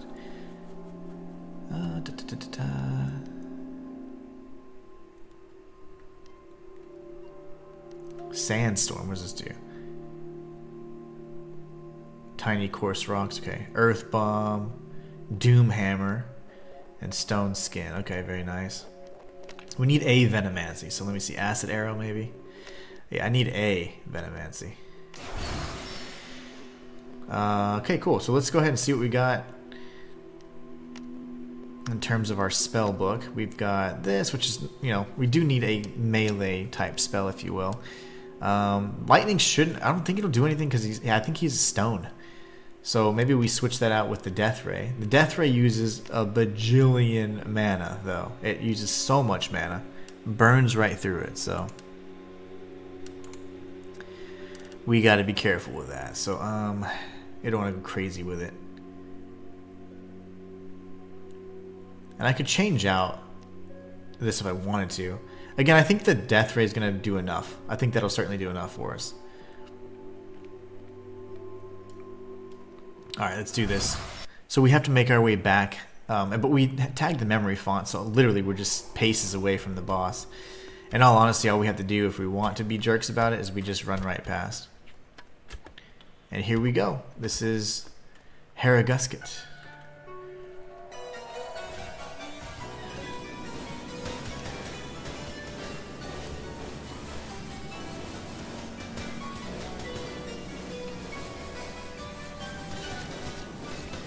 He might be strong in the dark, actually, because I was thinking he was stone, but he's not stone at all. He's going to be very strong or just immune to dark. Terrible choice. So we need to keep the... oh gosh. Ugh. We need to keep the lightning spell, and then we'll melt him. Bro, Bartholomew. Yeah, I'm dead. So yeah, he does stuff like that. So Death Ray wasn't that good, actually. That's insane. Oh, you know what I just remembered? The staff I'm using is the worst. Look at this. I was dealing 90% less dark. That's why. Okay, we're going to use... Let's see if anything has just any kind of strength or modifier for it. If it doesn't, that's fine. I'll just use my base level Curator staff, and it'll still be better than that. Okay, gosh, that was rough. What we can do is we can actually level up a few of the other staffs to see which one has the best dark modifier for now. There's going to be some excellent staffs down the road, but we can get this up to plus 30 if we wanted to, but let's see here. Dark, no. Oh, this one, let's see. No, because all my other spells kind of are earth or whatever, so we don't want to do that. How many do I have? I'll have plenty, so let's just see. What does this do? It doesn't increase dark by much. The Malicious Crook should definitely increase dark, right? But my earth spells go down pretty hardcore. 20 dark.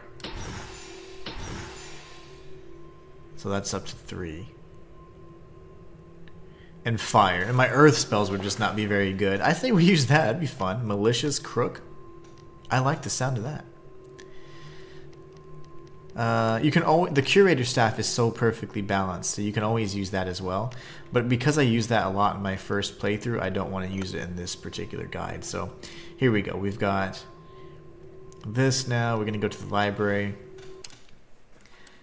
And it didn't like lightning either, right? If I'm not mistaken. Yeah. I mean, not a lot. Yeah.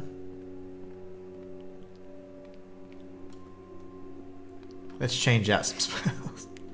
Let's learn some stuff. We have Eldritch Bolt. Okay, good. Alright, so then we change it out. We do it this way. So we'll change out Boulder for Eldritch Bolt. Then we have this there. Okay, very nice. This isn't going to do me much good for now. It's fine. I'm thinking. Thunderbolt's not going to do me good either with what I have. So never mind. We're going to keep it as it is. Alright, so now let's go and try that again. Each of the staves look really great, by the way. They're very unique, and they have like their own visual effects. So very, very nice little touch. But okay, let's try this again.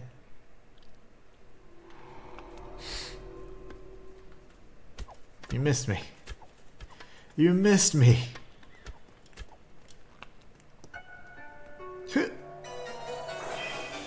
Okay, dodge. And cast. Oh gosh. He might just be strong to dark. I don't remember. I don't remember what I used against, so I think I might have used lightning against him. Ow.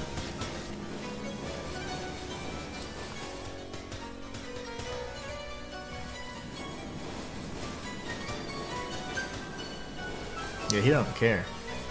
He's like, give me more.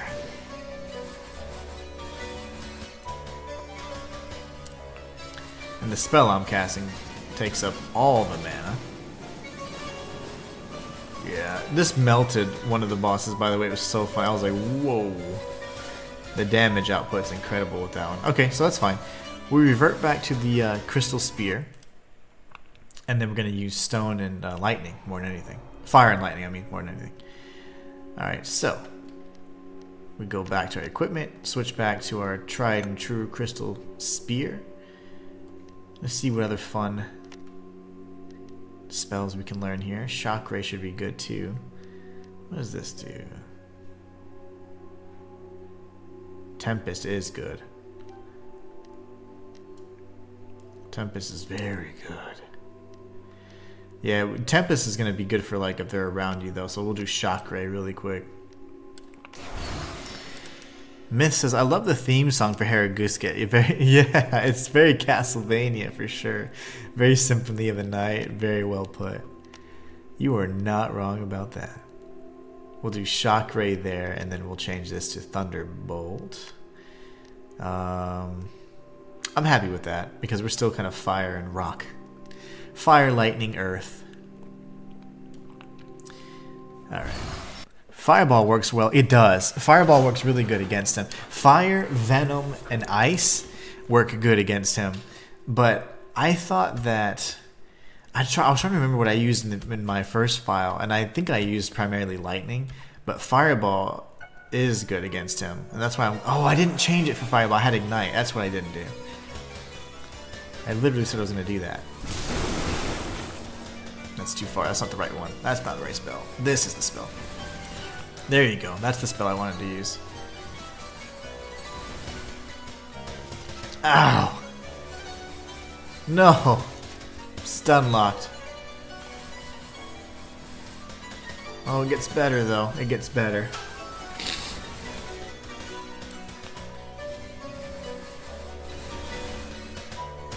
Sir? Oh, my face.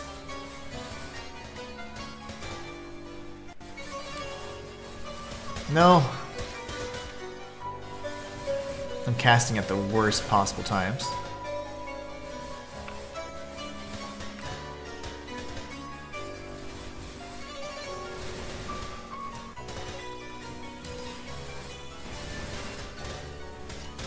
Lovely. I feel like I'm not doing any damage though. I don't understand why.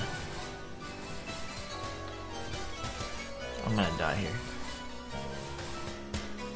Okay. Had a gusket.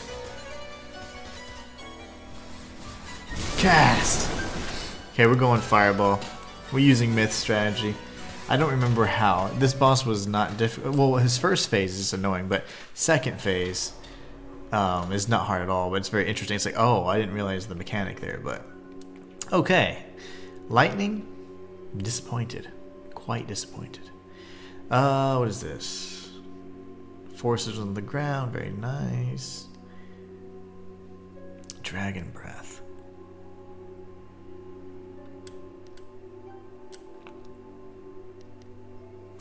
Well, we already have fireball, which is good. Can we cast that? I mean, can we craft this? Okay, good. Well, we do have the crystal spear, so our damage should be nice and nasty. There we go. There, and where is... Oh yeah, he's gonna be a little far away, so we'll just use fireball mostly. Dragon breath. I wanted to see what that looks like. I've never used some of these spells, so... Ooh, that's cool. So it's like a step away kind of spell. That's not, it does tons of damage too. I like that. Very nice. Okay. Let's try myths thing. I don't have Venomancies or ice in this one, but I know they work pretty well against him. Second case was a nightmare for me, mostly because I was ignoring the mobs. Oh no, you were? Yeah. That second phase I actually really liked, and I was like, oh, I get it. And I just rushed. I went through, killed most of the mobs, and then I was like, this is the mechanics. Oh, okay, I got this. And I just kind of went through and finished them off. That's not the spell I wanted to do. That's okay, though. This is the one. Very nice. There you go. Fireball is doing sexy damage. Thank you, Myth. In my other file, I used lightning or something. I don't remember what. And yeah, Fireball's great against this guy. Fireball's good against any animal creature, even the wolves and stuff, or foxes, I mean. Please don't die. Okay. Dodge, dodge, dodge. Sprint forward. Last Fireball. Very good. Alright, now we're going to heal again. This is Hadagusket yet again.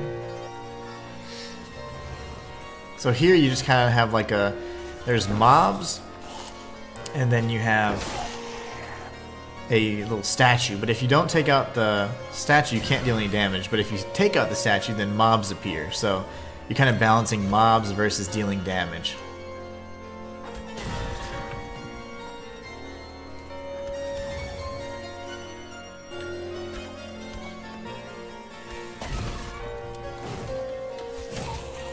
Oh my gosh. As they say up north. I just got covered in peanut butter. and consumed.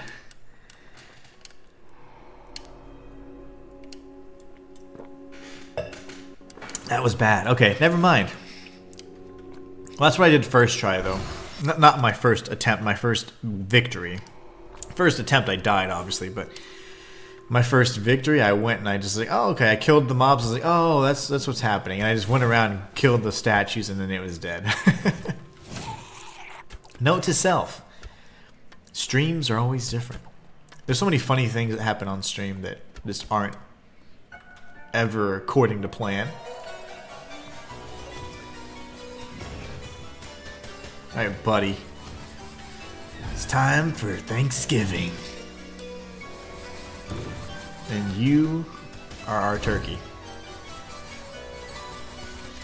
If I can get up.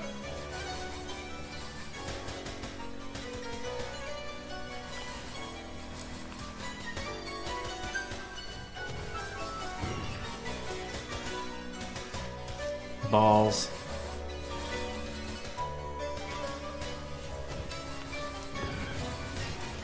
Oh, my face.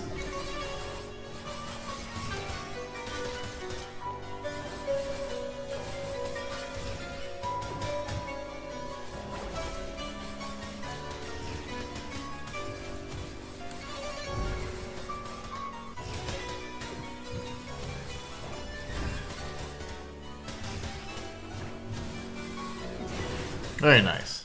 Get away. Get away from me. We'll take this nice and slow this time. Hello. Haragusket. Whoa!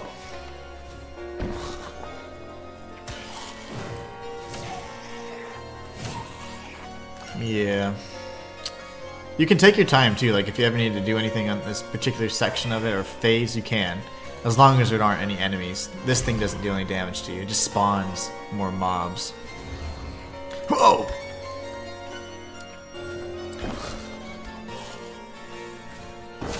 Get wrecked. Parry! Oh my gosh. What is wrong with me today? Alright, so now we go here, we can grab this little recipe. Whirlwind. Whirl. Oh. Ow. Ow. No. No!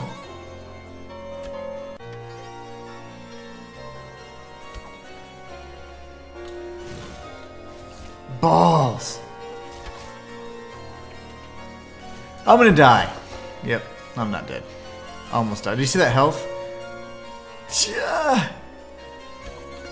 Okay, you're dead. Why are the spear guys giving me such trouble today? Oh no. Lovely. Free Mana, welcome to the chat. Free Mana says, amazing, my favorite boss. Funny you say that, he's my favorite too. I like Haragusket very much. I say my favorite boss is Mesmeron. I mean, there's absolutely no changing my mind about that. Mesmeron is by far the most amazing boss. The design was great in terms of how you had to defeat him. The level to get to him, that's when I started drinking sake that day. I'm just kidding. But it might have been. It could have been my villain origin story, that's for sure.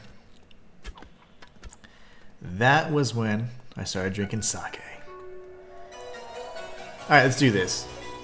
Let's do it good for Free Mana, since Free Mana's here. Everybody in chat, Free Mana is actually the dev of this game, so be nice or else face my wrath. Just kidding. He's cool, you know, well, Free Mana's a cool person, so be sure to check them out. Support by checking the game out on Steam or PlayStation 5. It's called Codex Lost. And just so you guys know, this is made by one person. So this crazy game here, this Souls-inspired game, open world action RPG game, all made by one person. I'm gonna die again. I'm gonna time that way better, but this one I'm not gonna give shout-outs. I'm gonna full focus so we can have a great boss fight for the dev. And no, I'm not drinking sake right now. I'm actually drinking water, believe it or not. I love water. You know, in our house, we hardly ever have anything like juices or sodas. We actually don't buy that. We always drink water. So if anything, if there's ever anything else that we're partaking in, it might be something like a sake or something, but we just drink water. I don't know. I feel like that's not normal, because I remember growing up we had Cokes all the time, or Dr. Peppers or whatever, but we are a water household. Alright, you are no fun today.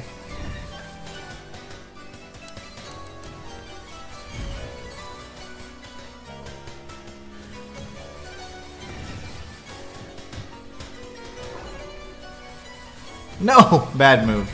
That was a bad move on my part, but ended up being pretty crispy at the end on accident.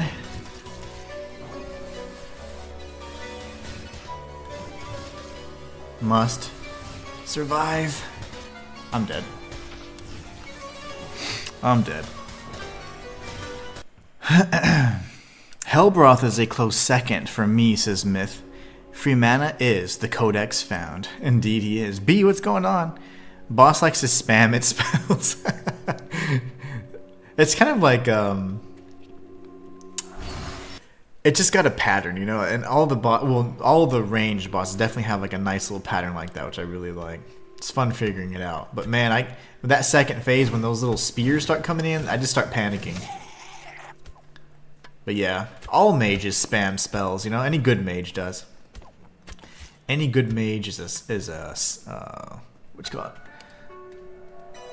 Sorcery spammer. I don't think he liked that very much.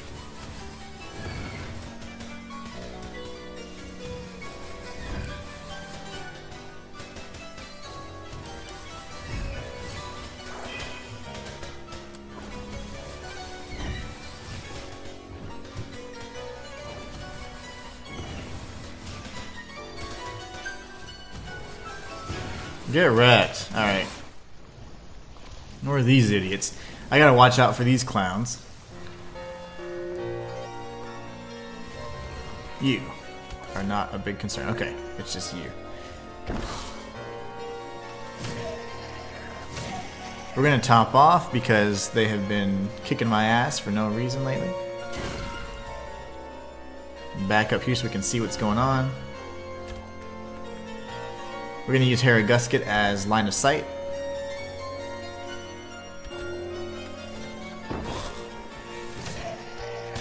Oh my goodness.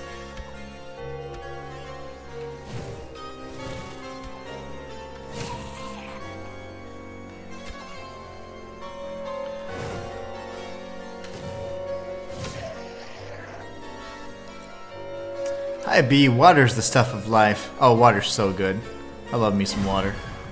A little dihydrogen monoxide, my gosh. Nothing like it.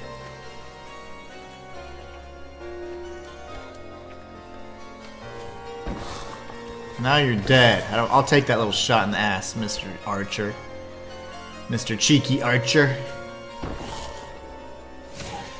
The wrong spell there, but that's fine.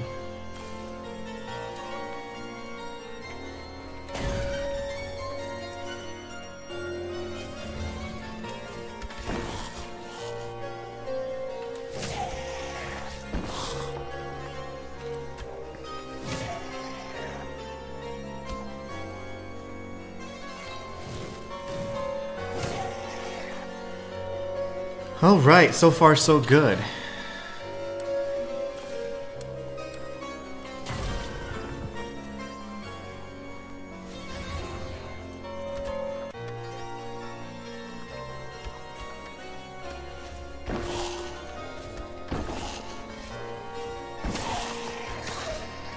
Get wrecked.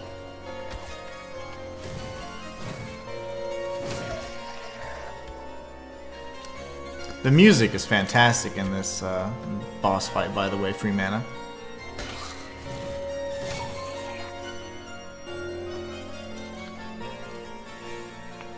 And boom! We got the Writ of Victory, which is proof that we've slain Haragusket. What a hoot indeed. What a hoot. So we got 20,200 Arcana right now, which is quite a bit. Now, one thing that I actually missed, I skipped this particular area, and I ended up going to the third grimoire, not knowing that this area is just right here. You go up this staircase beyond Haragusket, and there is an entire dungeon here that is incredibly cool. It reminds me of, I mean, a bunch of different things, and but it had like this kind of Castle Canehurst type feel. It's got these cool, like, it's blood everywhere. I don't know, it's awesome. I loved it. But we're gonna go in there really shortly. But first, we're gonna go ahead and just warp back. We have tomes. We're gonna level, and then we're gonna purchase some goodies, and then we'll be facing off with the second Grimoire Lord. We've got Almail, which definitely makes sense. Remember Patrick, right? Patrick was the NPC with the dancing water dudes. The water dudes are dancing all crazy. Well, it might be a need for us to return to him before long. Water can flow or it can crash. Be like water, my friend. That's Bruce Lee, baby. I wonder if anybody gets that reference, or I should say, quote, rather. That sounds like Bruce Lee to me. Alright, let's go and return to the guild hall. We're going to top off with some items here, and I'll buy a few lost tomes. How many do I have? I like to have at least, yeah, we'll get another one or two. Just to make me feel better. For the warm and fuzzies. Let's see if we have enough Drithen 7 so we can get this bad boy even more powerful. Crystal Spear. We are 1 shy. So we have 4 Drithen 7. We need 1 more. Damn it. So close. Myth says, it's the most gorgeous area in the game. Terrifying in the air with the bookshelves below, though. Oh, yes. I love that part, though. Once I realized there was kind of like, say, 2 levels to that particular library, oh man, I was like, this is great. Let's see. Now we're going to go to the Midnight Parliament and check our mail. Ding, ding, ding. We have a winner. GG's. Oh, no doubt. No doubt. I know my Bruce Lee quotes. Let's see here. I was just telling my wife the other day that Bruce Lee was in Green Hornet all those years ago, and he was Kato for a short period of time. A lot of people didn't know that. Patrick urgently wishes to speak to you. He can be found in the Fractured Fields. An oddly written invite to sail on the hidden river deep within Greylag tunnels. So you remember that I pointed out in the Greylag tunnels there was this deep chasm kind of dungeon, and it was like I think a grade 4. We'll be going there at some point in the future, but we can go visit Patrick first. And it's important that we do so because the circumstances have changed. So we're going to go back to the library and take that upper kind of exit to go to the library grounds, and we're going to make our way towards the Fractured Fields. I like my spells. We're going to keep them as they are. I know I have some pretty costly spells now, but it's fine. We're going to keep them as they are for now, see how well they work.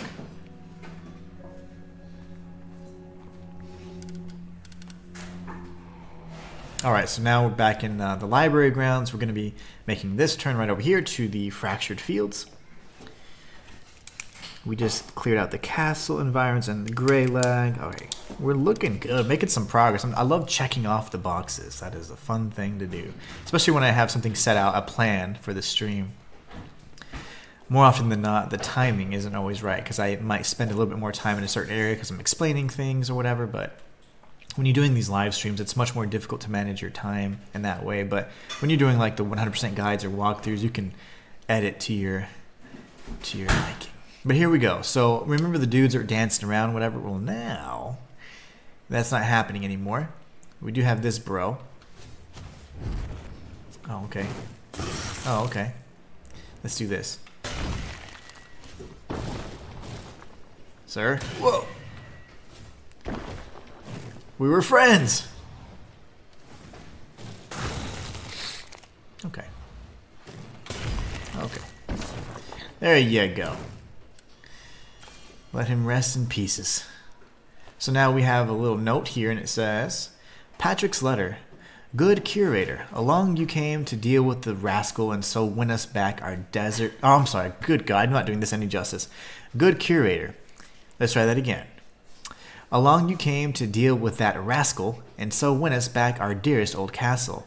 Now in thanks I offer what you might just want best. Yes, that's right. A staff and a chest. That's the dude that was always rhyming, remember? So now we got the first triad rod. This one's pretty interesting because... it focuses on only a handful of, I guess, schools of magic, if you will. So the first triad rod is used most for fire, lightning, and ice. There'll be other staves that might focus on other, types or combinations of magic, but this one in particular is fire, lightning, and ice, and it looks really cool too. I thought it was such a nice one. But because I didn't use a lot of ice. Even though ice is actually pretty good, I didn't really use this staff much at all. But it is a good one, nonetheless. We're going back to the Crystal Spear because reasons. It's one of my favorites because it was in my favorite dungeon, by the way. But now we're good. We can return back to the library and then kind of chart our course from there. We're going to be going to the Bloodslaked Palace. And it is an excellent area. It's probably one of my favorite areas in the game, aside from the Mesmeron's kind of... The whole path to get to him is just crazy. Literally mind-bending. I was just like, alright. This is quite the head-scratcher. There's a lot of puzzles in his area. What am I doing? What am I doing? Freeman says, poor old Patrick. Indeed. I liked Patrick. He was a nice guy. Very eccentric. Very eccentric.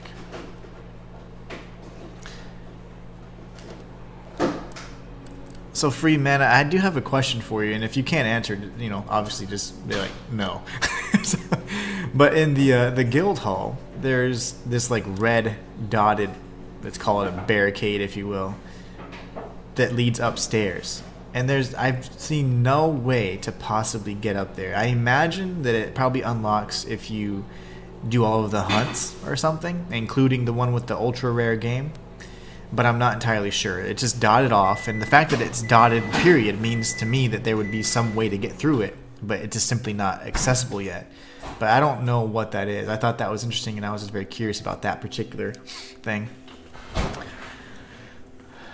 But anyways, just curious with that little upstairs section in the guild hall, if it's even accessible or not, if it's just like a tease or something. What was I doing? Bloodslaked Palace. Okay. I think I'm gonna actually change back to one of these though. Let's see. Go to our spell book and do. Yeah, I don't want this. So this can be Fireball, and this can be Boulder. So now I have Ignite, Boulder. Yeah, we're good. I prefer this. Let me see here. I'll probably change this out to this. Yeah, I think we're good for now. This area is dark and it is creepy and it's awesome.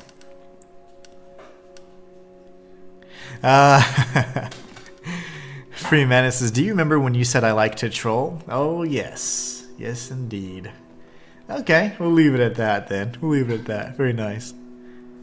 Matthias says, I don't idolize anybody, but Bruce Lee's one of my few role models of what have you to look up to him a lot. God, I can't read today for some reason. Reading is a very important skill, kids.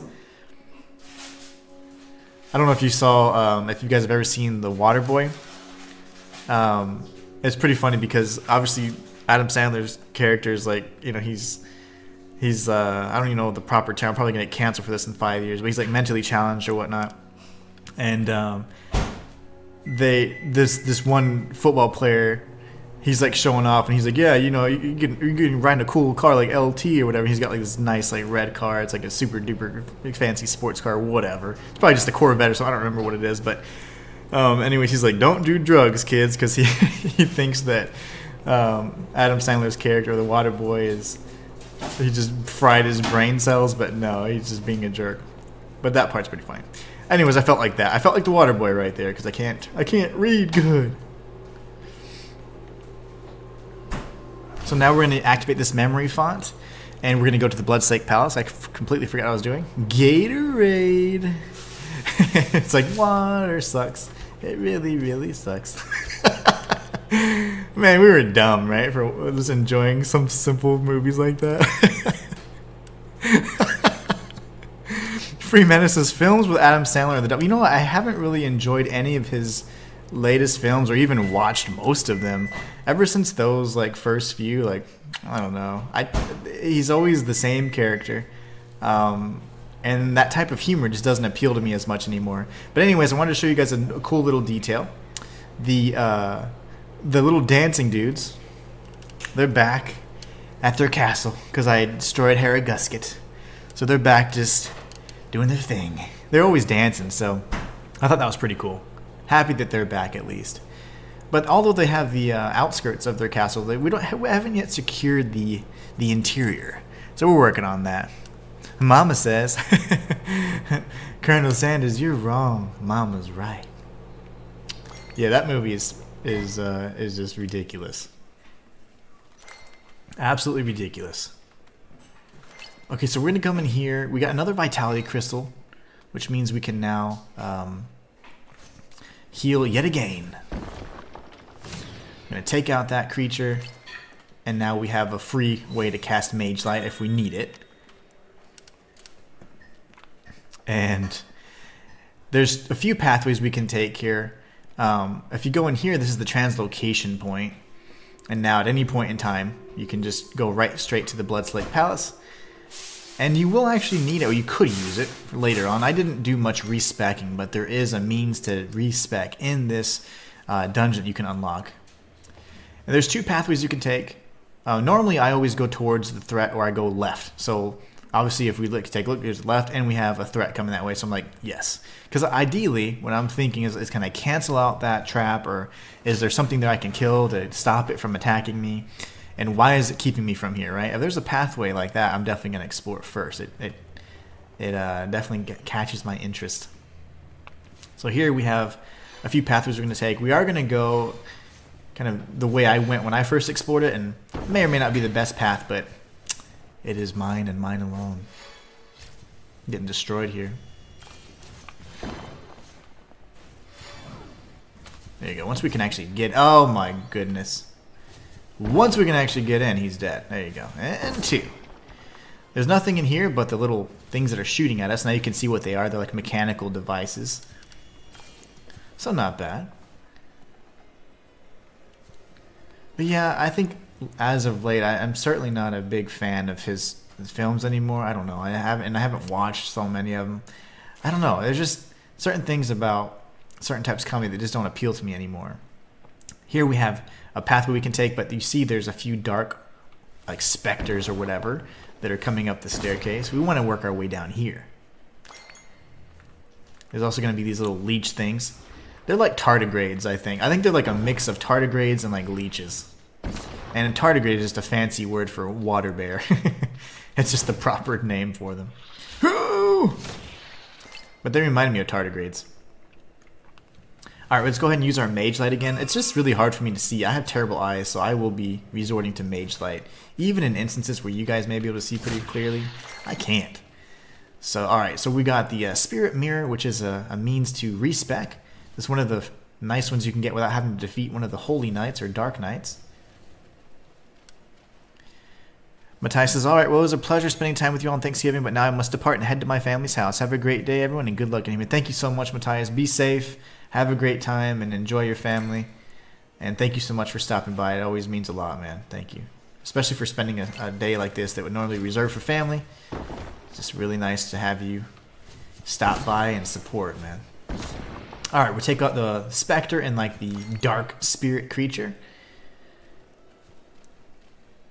Very good, very good. Now we can come up here. There's a really fun area we're going to be experiencing really shortly. You guys are going to love it. Okay. Let's come up here. Oh, lovely. Be aggressive, and we're going to use our Fisher spell. This should take both of them out. I'm going to top off my health because I got jacked up. I'm going to grab all these goodies, and then here there's a key.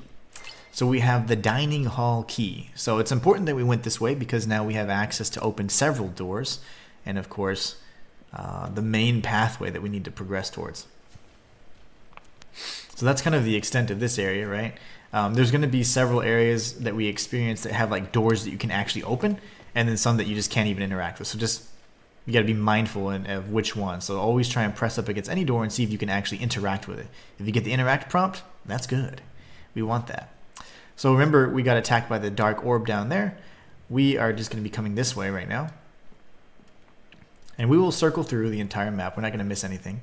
But here we have a dark knight coming our way. Let's see if we can get the parry and get a subsequent Fisher attack on him. Nope, we are kind of trapped right now. I can't see anything.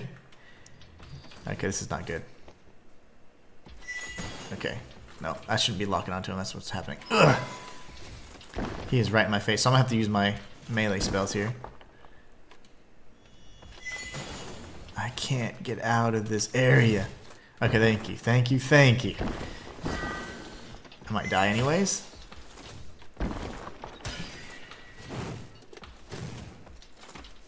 Oh my goodness. I knew it. No worries. So we're going to go back through there. That was cheap. He had me so close.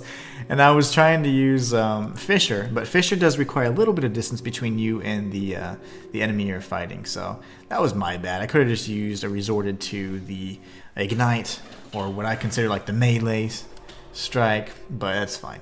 Alright, so now that we're here, we can go right back where we left off. Remember, we can cast Mage Light, or we can go in there to get a free Mage Light spell. It doesn't really matter. We'll be going back to the right towards the fireballs in just a few moments. But first, we got to make sure we don't die. Lovely. Lovely, lovely. And... alright. And that's all she wrote for him. That time it wasn't nearly as bad.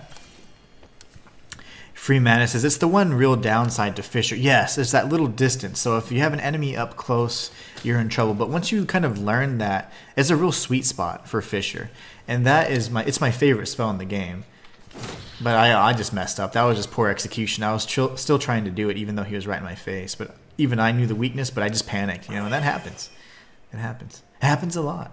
All right, so here we have this bro. Let's see if we can... see how he likes fire. I don't think he cares. Yeah, he doesn't care anything about it.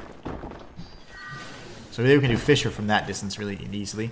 And we can use the geometry here to kind of keep him missing.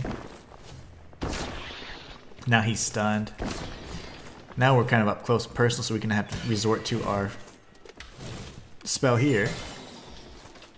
Let's see if we can get this hit off. And there, he's dead. He reminds me of a few things. Like looking at him close, I mean, I was getting hit in the face by his sword, but whenever I could actually pause to take a look and appreciate his design, he kind of reminds me of Excalibur from Warframe, which is one of the coolest like designs in terms of like how they made characters. So I thought that was so cool. And also like the Guyver, and I just like I watched the Guyver, both of the different animes or series just the other day. I watched the new... It's funny how the wording changes, and obviously when I'm playing, it's really hard for me to kind of divide my mental resources about that. But there's one that's called like Guyver, the Bio-Boosted Armor, and then there's one that's called the Guyver, Bio-Boosted Armor. And I know the difference is subtle, but it's actually a whole different series, so it's kind of interesting. But anyways, I like the Guyver. And also Warframe was pretty cool when I played. I used to play it quite a bit when I first started out in my content creation career. And I was just trying to figure out what direction to take, and I didn't know really what I wanted to do. I was kind of trying to be an everything channel on my main channel, but ended up becoming a lore channel, which is really fun, really fun. Anyway, so you can grab this spell in here, and upstairs there's going to be some goodies.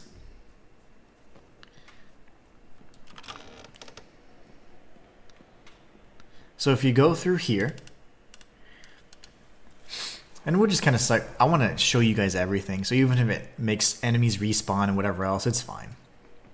Good thing is the Dark Knights or the Holy Knights, they do not respawn. So here we got some spell catalyzers and a mirror and a bookcase fragment. But this here is a way to use Arcanite Reinfusion, which is essentially just a way to respec.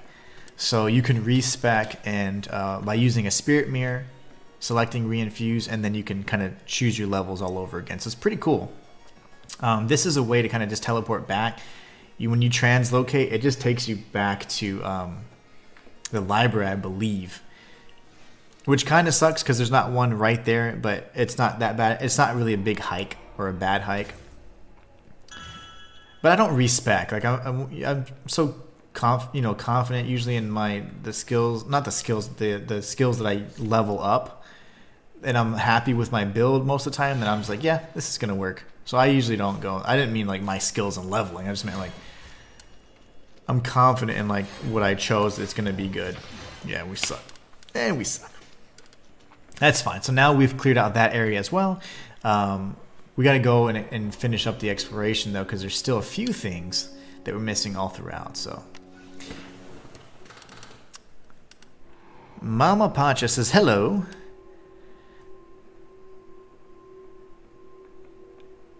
I have no clue what Mama Pacha's talking about, but because I didn't do any of that, but that wasn't me. Okay, so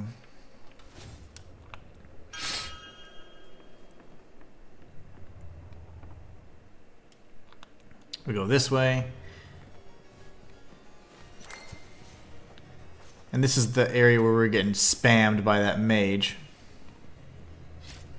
What the ass? I'm getting hit by everything. One more. There it is. Okay. Now we can go by. Those enemies are... If they get going, they're going.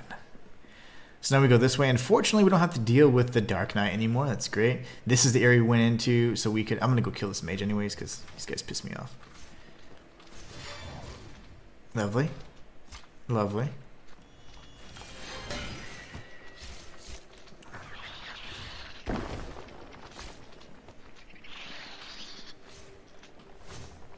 There you go. Using the gems to break line of sight, but his attacks do go through walls, just like some of ours do, and that enemy is just a pain. I definitely like to take them out when I can. Alright, so now we can go ahead and heal, good God. And then we're going to use this. Switch over to the bookcase fragments. We're going to be casting quite a bit of spells here. So we're going to go past, take out this little dark dude. There's a few other pathways we're going to end up exploring as well. And there will be a little bit of backtracking, but it's all going to work out. Just you wait. Let me just figure out where I'm at real quick. Oh, this is the cool area. So this here is like the bedroom area. This is where it all goes down. But anyways, I have a gravity module. I thought that was really funny. Gravity module right on the bed. So there, that's just all you can explore in that particular area. We're going to go this way. I'm trying to see. Okay. There's going to be a door that we can open and interact with, but not here, not yet. This area was really fun.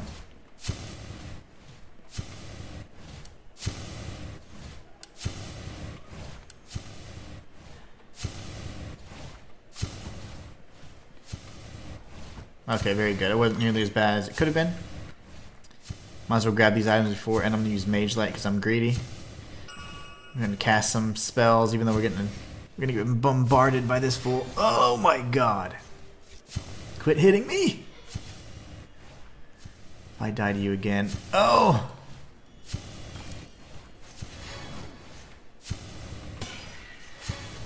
Son of a mother.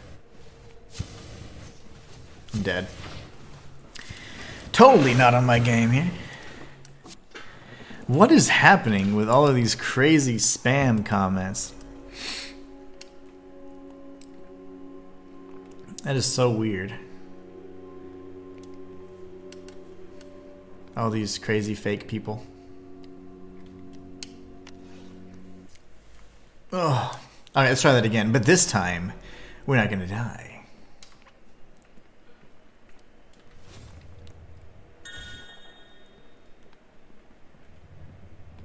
I'm gonna try Thunderbolt on this guy.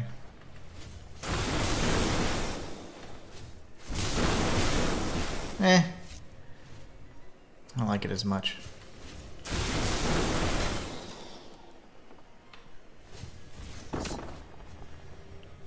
Yeah, we're going with Fisher.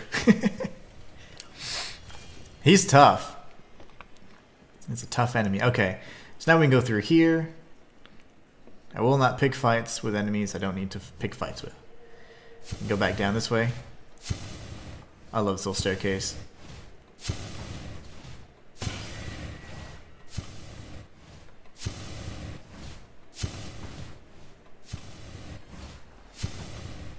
No! Not again, please.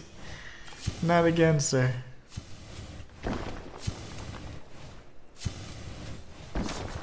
You jerk. Alright. So we're good there. So this area has like 2 levels to it. There's gonna be the bottom area with the I don't really know if these. I thought they were like bookshelves, but these are like it's kind of like a vault at a bank kind of thing. That's what it more looks like. I don't know. It's cool, whatever it is. I don't know what it is, but from a design perspective, it's freaking awesome.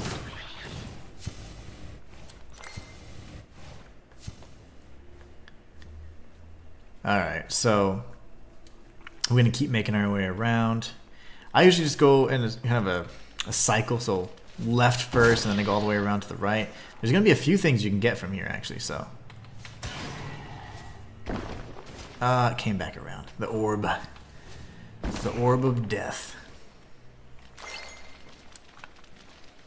Oh my goodness, it's not the time. Not the time. Oh my gosh, I'm cursed. I did remove the my holy water, of course. I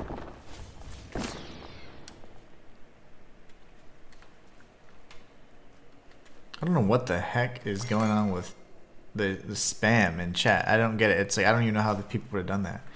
I guess it's somebody trolling. So my bad, guys. Sorry. Nothing I can do. They're just giving me free engagement. Why not? And they don't even know it. Once the curse wears off, we're gonna go ahead and heal. I'm just trying to wait it out, honestly. Very good. All right. This is the first of several items we can get here, and it's the Bloodthorn badge. I actually really like this in conjunction with one of the staffs you can use that deals damage every time you cast it. We saw the staff that heals you every time you use a spell. Well, there's another staff that hurts you. So anyways, this is the Bloodthorn badge, and it creates blood spikes to appear whenever you take damage. So it's really cool. I actually really liked it a lot. Bots, from the look of it, have invaded the stream. I know it, man. I'm sorry about that, guys. I'm sorry about the that crazy spam, but whatever. Comments can't hurt. It is what it is. I can't stop it anyways. There's no I don't know. There's no way. There's too many different users. I'd have to ban each of them one by one.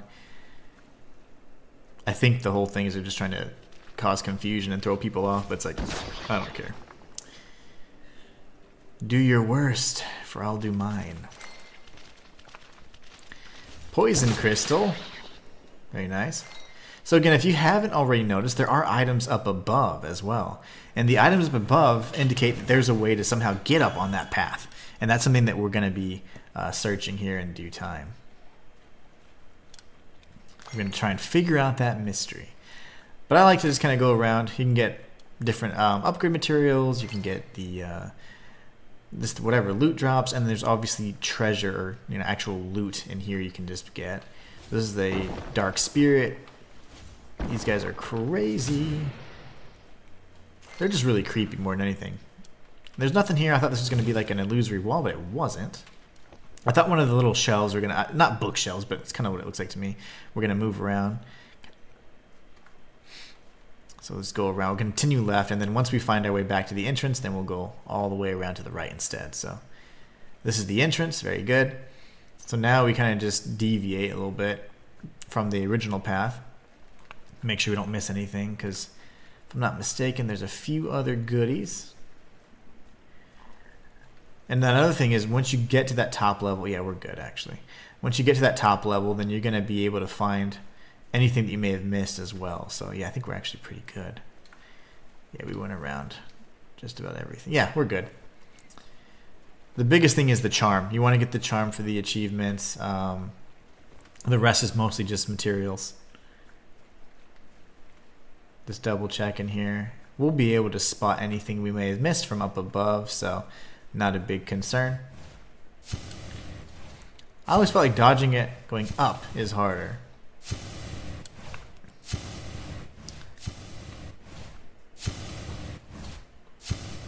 But in either case, just kind of time your dodges or your blocks with the sound, and you'll be fine. Use those audio cues. Bleak blood.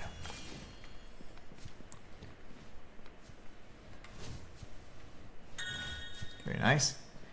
Alright, and this was the bedroom. Okay, cool. So now, let's just kill these guys. Actually, it's a bunch of potential for materials. Antidote and an anomaly. Very nice.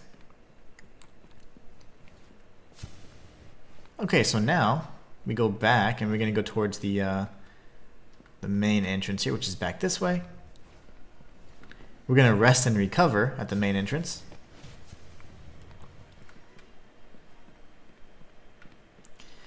And we can, at the translocator portal right here, and then we'll go ahead and go the other direction. Rest and recover. Now we're all topped off.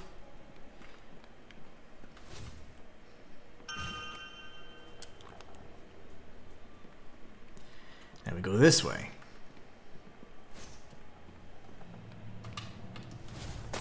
Oh my goodness. Nothing couldn't have popped at a better time for him. Alright. I think this is the door that opens. There you go, buddy.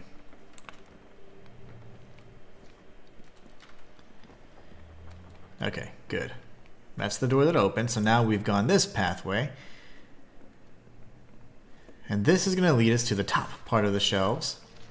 Now the enemies are all going to have respawn, but you can kill them pretty easily using these spells.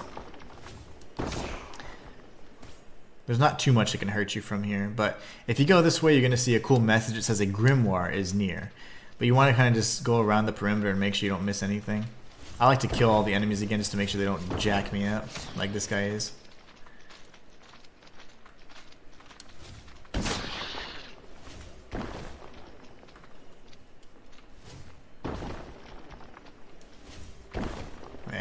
Can't really reach him. Can't really get to him right now. But yeah, Fisher's my favorite spell, as you can tell.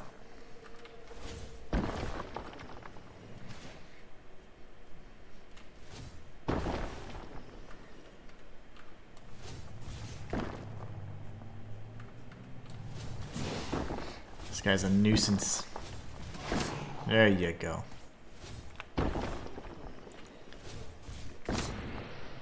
And we have the bro down below, but that's not a problem. We're going to have to recast Mage Light in just a moment.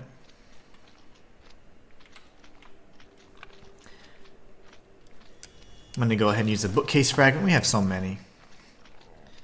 We'll go around this way, recast Mage Light.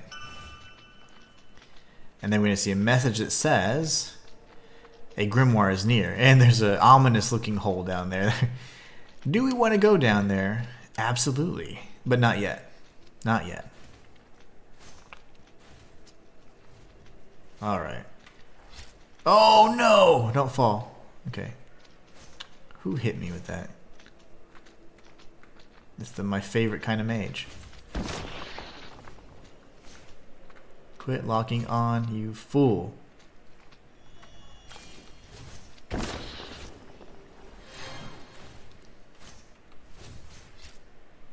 I'm gonna die. He chased me, guys. This guy chased me. There you go. Good gravy. Those guys are so annoying. To the right would have been the entrance where you go to that staircase where we're getting shot by all the blood balls everywhere.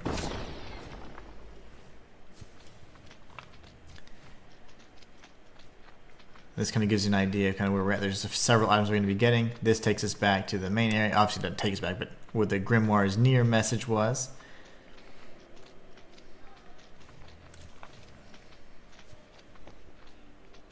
So we can grab this right here.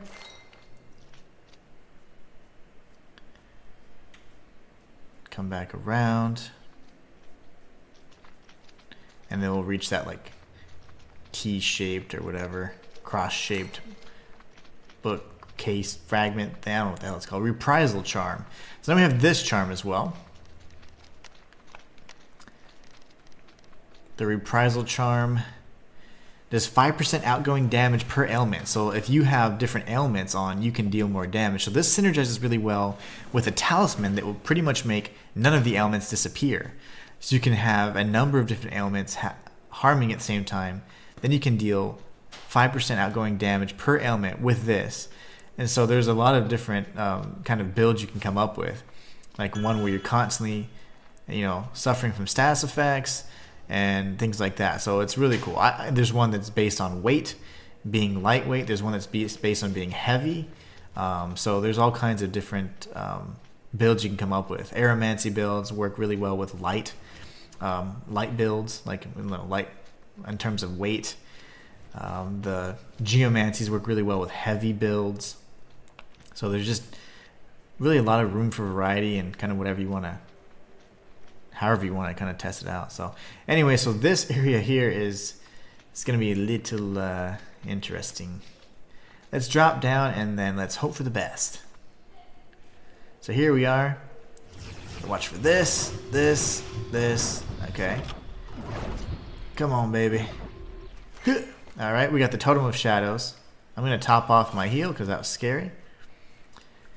So Totem of Shadows is what it sounds like. A staff that definitely focuses primarily on dark magic. So every time you cast with this one, you take damage, which is kind of a antithesis of this one, which is restore a tiny amount of health whenever you cast a spell. So you see the difference there. I like it. That's really neat. And I used that one quite a bit. I was using a dark build for a period of time. It was quite fun. Our mage spell just kind of ran out. So pretty much when you hear the spears kind of spawn in or the portals open, that's when you want to go ahead and make your evasive maneuver. And it's always going to happen near items. So move laterally if you can. It's always the best thing to do. There you go. And come back. Oops. Come back and grab the recipe for invisibility, which is awesome. This is one of the top tier spells for the dark magic lines. There's a bait spawn location there. Got the Halcyon 7, which is just what we needed. That's fantastic. Oh, and Drithen 7. That's actually what we needed. We needed the Drithen, not the Halcyon. But the Halcyons are great too. That's just going to give us more Arcana to use. And we got the recipe for Death Pact. Now we can tag this memory font. And then this right here will be the actual boss itself. So the boss for the second grimoire. So we're going to go back. And we're going to use our Arcana to level. See if we can use any of this as well to potentially beef things up a bit. Very nice. Oh yes. It's getting more costly though. The game needs 2 weapon slots. I wouldn't disagree with that. There are many instances where I wish I was like, ooh, I could just change through like 2 staves or something, right? And that way you could toggle between the 2, because sometimes you have like a certain, maybe like, for example, this is what I do in my other one. I have like all the spells that my staff kind of augments, and then I have a utility spell, and then a spell that like I may only use in a very rare circumstance. But sometimes that spell contradicts with the affinity of my staff, so I'd be dealing much less damage. So if I want to use this spell, I need to change my staff. So I also think that would be that would be a nice little touch for sure. I don't disagree with that. Let's see, the guild hall. We're gonna go purchase some stuff. B says, so you can have spells you want and can change the staff that buffs. Exactly. I always have like those additional spell slots ready just in the event that I need to have something that is not necessarily coinciding with my build. And so a second staff slot would obviously be great for that particular cause.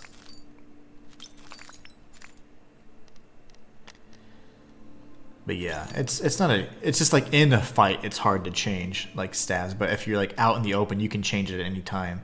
But when you're in a battle and you're like, oh crap, I'm fighting this guy for the first time, I didn't realize his weakness, it's nice to have that ability, but it's not too common when you're gonna need it, but still something that wouldn't hurt. Free Mana says, yeah, it's a very fair criticism. Rest assured, Codex Lost 2 has 2 slots. No way. You're not joking, right? You're already working on the sequel? You're already working on a sequel. That is awesome. Codex Lost 2, guys. Already in the works. You guys heard it here first. From Free Mana. That's insane. Oh man, that's awesome. Alright, so this guy totally... I used a bunch of different like geomancies on this particular enemy. I do not know if fire works well against him because I don't typically have fire other than ignite on my other file, so that is very interesting. But what we're gonna do is check out a few things on our inventory. The Raven Wing Seal, I'm sorry, is actually a pretty cool talisman because it increases your dash distance. Free Mana actually said this is pretty good for the fight with the Reviled Spectre, so I'm actually going to use it. I'm going to listen to the dev. The backseating dev, I'm just kidding. Free Mana has not done any backseating at all. And the one thing I forgot to mention to you guys, the Bladed Charm does 10% increased damage, so I'm going to switch to that as well. Alright. Myth says Codex Lost 2, Hortigan's Revenge. Oh, nice. That's awesome. Free Mana says, oh yeah, the demo should be ready sometime next year. Well, I'm super excited about it. I would love to be able to partake in the demo for sure. I fully support this game and any games you work on, so rest assured they'll definitely be featured on the channels that I have in some capacity. So I'd love to get my hands on the demo. It'd be fantastic, man. Okay, so we changed out our spells. I changed out my charms more specifically to have a greater dash distance, which is actually very noticeable, and also so we can deal a bit more damage, 10% more damage in fact. I usually run with the hammer charm and the bladed charm. Look at this area, by the way. This was something just out of I don't know. This is insane. It reminds me partly of like The Watchmen, the scene with Dr. Manhattan. It also reminds me of all these crazy dreams I've had. so this was made by one person, guys. Isn't that insane?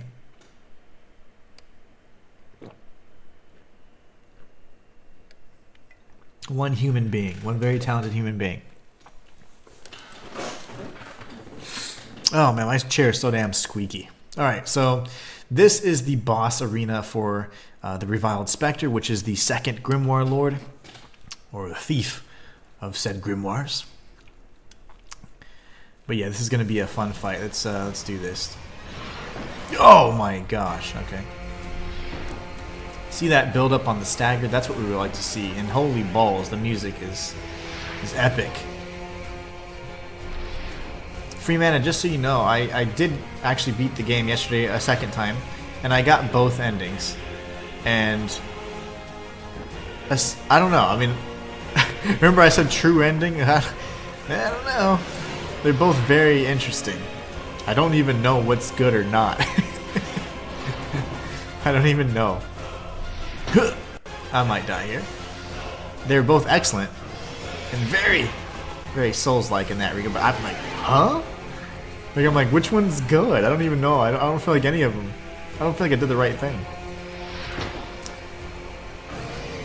But the thing is, it left room for a lot of interpretation, and it certainly left room for a sequel. And I was literally gonna joke and be like, sequel?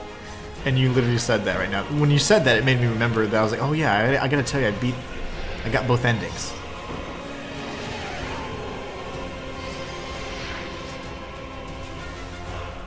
Get wrecked.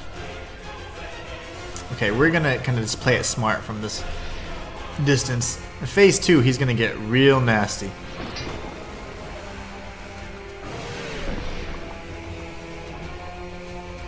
That Raven Wing Seal is working beautifully. Fisher on this guy melts him, by the way, but he's now in phase 2, and I just got hit right in the face. Oh my gosh, this is where parries come into play. Oh my gosh. I'm gonna get stabbed in the ass, aren't I? Yep. Melee! Get wrecked. No! Son of a mother. Which ending did you like better?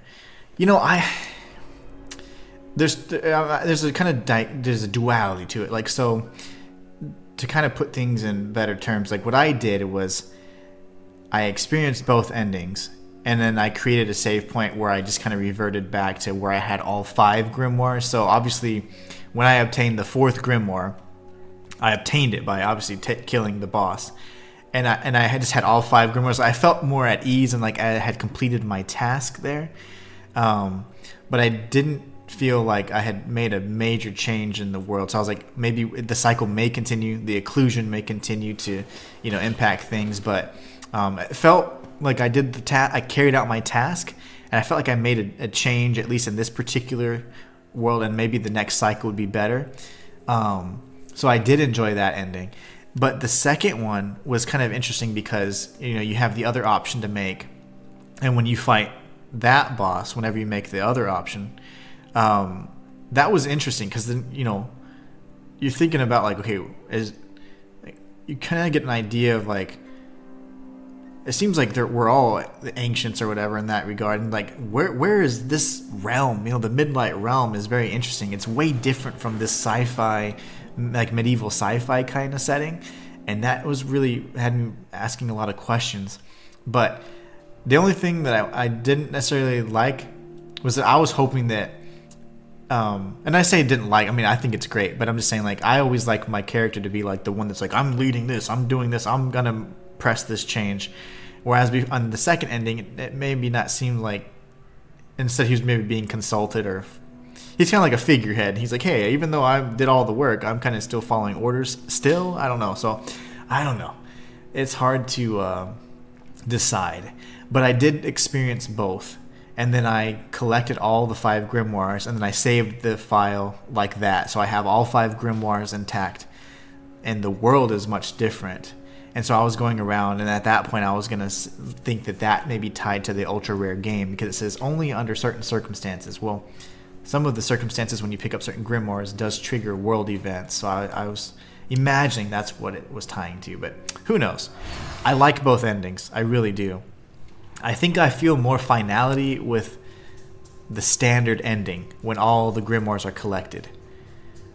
But when the grimoire, whenever you take the second option, I feel like there's room for other things to happen that could be good or bad. And it kind of seems kind of like ominous, like, well, you know, it says something like light, I forget exactly the terminology, but something about time, you know, still spinning from both ends or whatever. And I'm like, So it makes it seem like, did we have a big impact or not? Did we just, by making the choice that we made, did that actually change things? Or it just prolonged the inevitable? That's I guess my ultimate thing. So I feel more finality with the standard ending. The second ending, I'm like, kind of like nervous. I'm like, did I do the right thing? So I don't know. They're both great. And so I'm not even sure if I'd consider the second option the true ending anymore. I don't know. And I'd be really interested to see how it ties into Codex 2's lore. But hopefully that explained it. Today I'm just not very eloquent. I went to sleep like at 3 o'clock yesterday, so 3 a.m. I'm sleepy. But hopefully that explained my position on it. Obviously I enjoy both endings. I enjoy everything about this game, but I feel more finality with ending 1. Ending 2 seems like I don't know if I even did the right thing. And also I don't feel like I'm leading. I don't feel like I'm leading the charge. And so that is a little different. We're gonna go ahead and heal. Dodge this.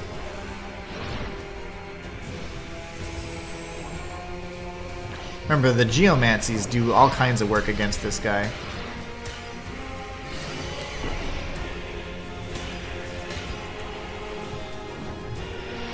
It's 4-hit combo for that last strike, just so you guys know, but it's pretty hard to time because the last 2 strikes are delayed a bit. Dodge the spear. There you go. Go in for the Fisher. Dodge the spear, go in for some ranged.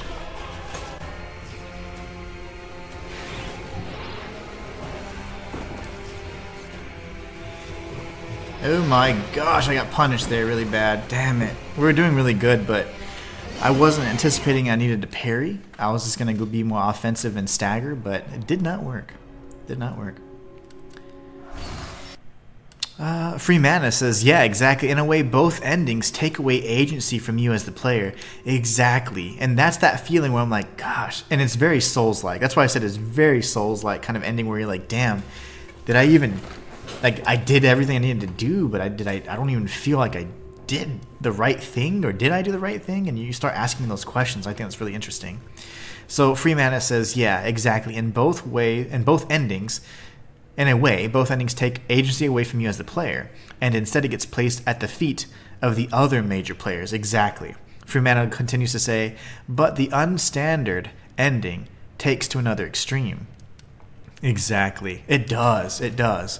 And that's what I'm not sure of. I'm like, ooh, like, is that the way I want to end my file? And so I went through, I went ahead and said, you know what, I'm going to do the standard ending and try that, because I felt like that was more like, yeah, I completed the task that I was created to do. And, you know, maybe that cycle is fine, but it's probably going to continue again, but who knows? Because I don't know. It's interesting. Very interesting. Free Mana says, no, that's all good. The lore is complicated. And I can see you're also trying to figure out what the 47 realms are. Oh, no doubt. Yeah, exactly. Because at the end, it mentions then 45, the number 45, which I thought was very interesting. There's something, I can't remember the dialogue off the top of my head, but there's something saying 45, I was like, ooh, 45 rivers or something. And I was like, hold on a second. Because 47 has been the number, and I remembered that very specifically because it was kind of a number that it stood out to me. I don't know why, but very interesting. And no, I love it.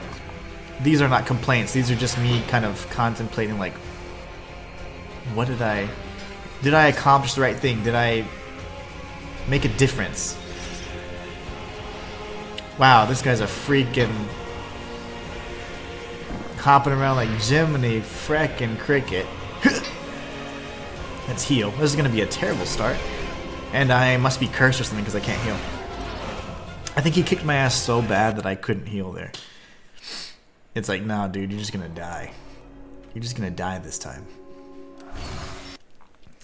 Yeah, the 47 realms, like, are they parallel worlds, or are they actually different worlds or realms? Like, there's a lot, because some of the creatures are, like, not from, like, certain areas. Like, you'll learn more about the Reviled Spectre, and in fact, and you learn that this creature just doesn't belong, you know, and he did come in, and he then started using his grimoire to essentially trick people, manipulate them, in other words.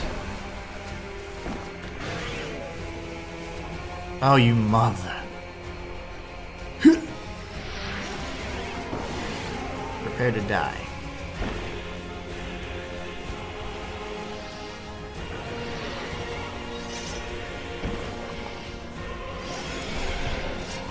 I'm gonna go with more dodges than parries, but I don't want to expend all my stamina because obviously geomancies, you know? They do that thing where they use more stamina than mana. You get wrecked, bro. We're gonna back up. We're gonna use a bookcase fragment. We're gonna get hit in the face. back away. I'm gonna heal again. Dodge.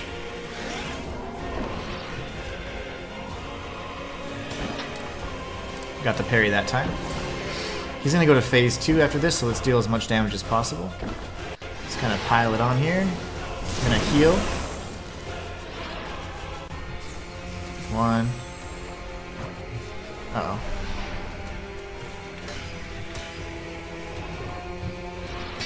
Very good. We're gonna use Fisher when we can.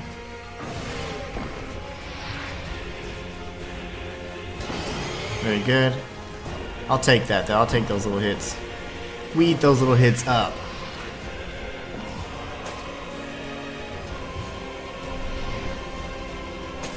Lovely. Son of a mother.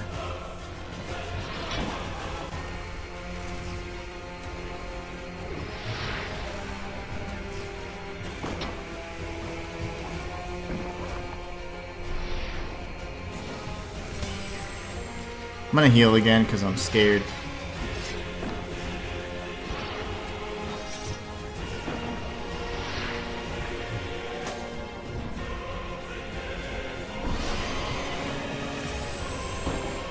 Spam, baby, spam! Get wrecked. Okay. Sorry. Yes. Who are you gonna call? Ghostbusters. Free Mana says indeed. You'll notice, of course, the name of the area you're fighting him in. Oh, yeah. Oh, yeah. Where is my... I was looking for an item. We picked up a few things. We picked up the boss soul from this particular enemy, which we can find here. Let's see. Loot.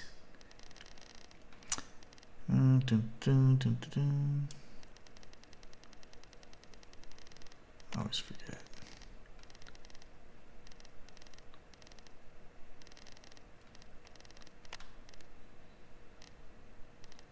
We picked up his soul, which we can use to craft spells, and here it is.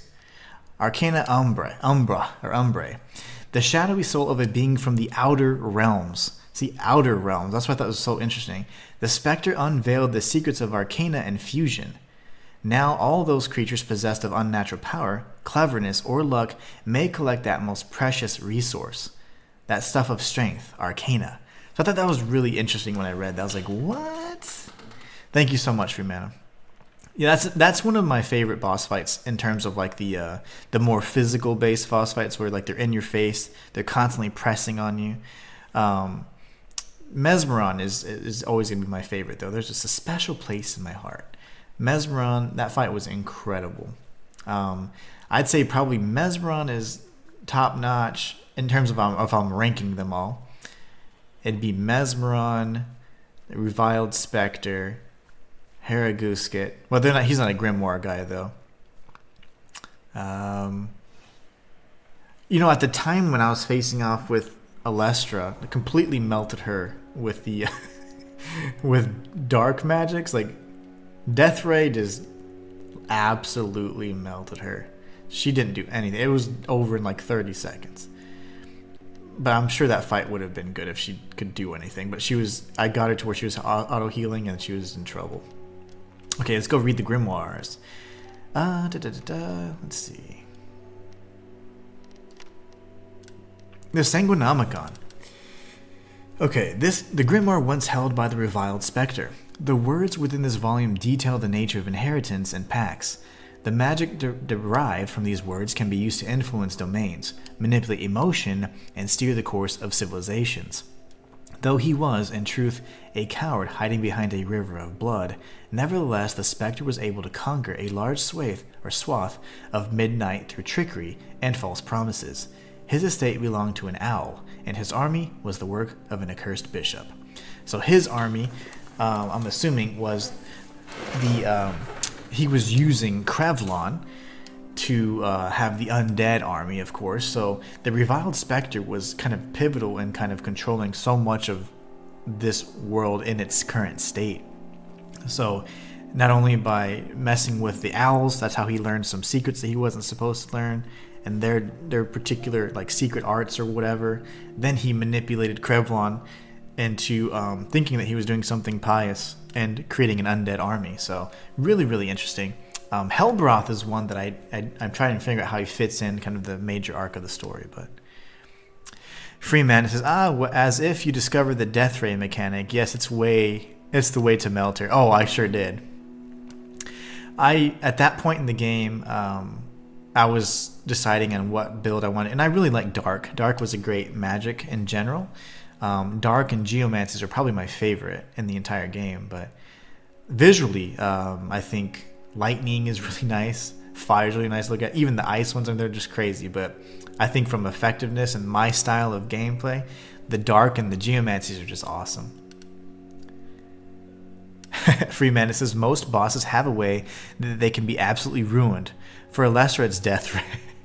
Well, I read the description for it and I was like, ooh. I started using it quite a bit, and then I was like, yeah, this is what we're gonna do. So guys, here we go. This is the second grimoire that we've delivered back to the library. Let's go ahead and see what the ancients have to say. Where the other lords of the grimoire are misguided or corrupted by intoxicating words of power.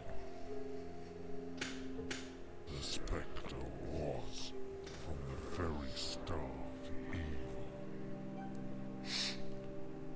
A dark shadow cast by the sins of this existence. Alas, many are the rivers which flow through the 47 realms. And 47 realms. Living and dead are connected thereby. But the deed is not yet done. The duty of a curator is eternally binding. All 5 grimoires must be returned. I'm working on it. Maybe. We shall see. Alright, so the ancients have spoken. I would imagine the best way to defeat the reviled spectre would be to use the bomb equivalent for the geomancy. So it would be Earth Bomb. Because he is constantly pressing, and he's on the offensive, and then when he dashes towards you, if you use the Earth Bomb and you have it there, he'd probably constantly get, and then once he gets stunned, then you can use Fissure or even Doomhammer, and you'd probably melt the reviled spectre that way. That's how I'd take him out. Haragus gets really weak to fire. I'm trying to think. Krevlon was the only one that really, like, you had me. I just had to parry his ass to death, but I don't imagine most people will do that. So I imagine he's either weak to ice or venom, and I think that might be the best. Or we could start off with fire and then venom, like you taught me. But I don't know. I do not know what I do not know. Okay, so here goes. Oh, do I have any? I shouldn't have any. Yeah, no Halcyons. No Halcyons to speak of.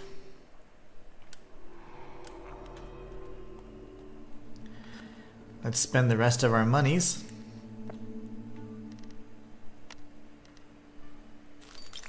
Just like to have enough. Funny thing, I don't want to give it away, never mind. Let's just say, is that tome really lost? Maybe, maybe not. We'll see. Okay, what did we do? We kicked a lot of ass today. The Bloodslaked Palace. We did Valley of Blades, Castle Environs, Greylag Tunnels, Castle Greylag, the Bloodslaked Palace. We started the hunt for the mechanical golem, and I couldn't find his ass, even though I found him really easy on my last one. I'm going to go back and actually check him out. And we're going to do we did the old Sunset Road as well. So let's go back to, really quickly, the Temple District area. So let's see, the quickest way there. We're going to go to St. Hedgemont, and we're going to take the shortcut, or the alternate path, I should say. It's not much of a shortcut, to the Temple District. And we're going to drop down to one of the larger areas and see if we can find that mechanical golem. He should be there. But he was not. I don't know. In my other file, I saw his ass immediately, as they say. Immediately. but I don't know what I didn't do to trigger him this time. Alright. Probably because I came through here, to be honest. This is where we fought another Titan. We want to clear out this area really quickly so we don't get attacked. Use that to finish them off. I don't want anybody else fighting us when we're fighting the big guy, because he is a jerk. Very nice. One for the road. Let's see, can I reach you from here, sir? How about if I have a little bit more elevation? Because I can't speak today. Elevation. That didn't work either. Fireball. A little splash damage, that'll do the trick. Oh, yes. So he was down here last time. Hi.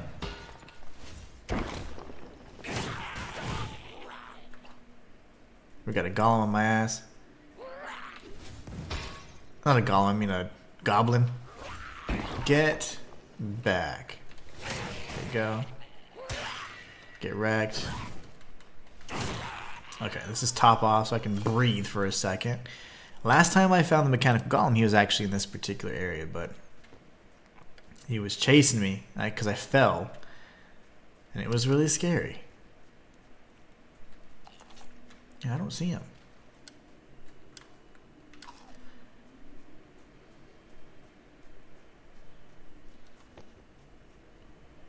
Yeah, that's nuts. I don't know. He must have been chasing me from another area because I came in from. So that's probably what we need to do. Go back up and around. But we'll be finding him, I guess, next time. Let's see. Let me just make sure I take note of it.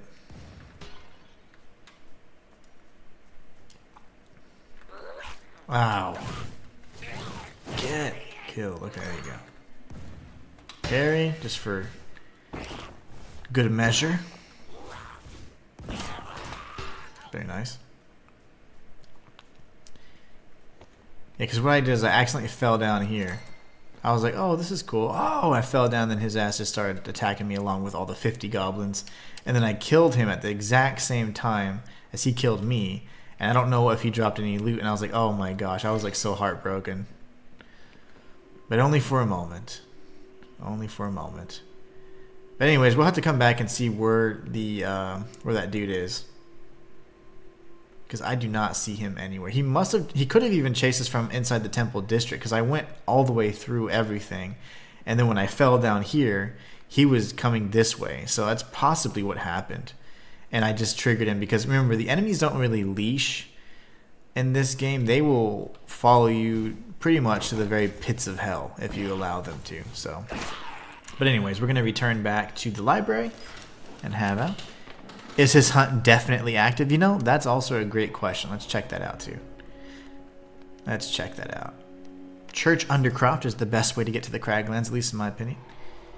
Because you always get to kill this bastard. I like hitting him because in the first times I ever encountered him, he was quite a threat. But once you learn that he usually opens up with a lightning spell, he's not so bad. Just 2 boulders, and once he's down, the second one deals tons of damage.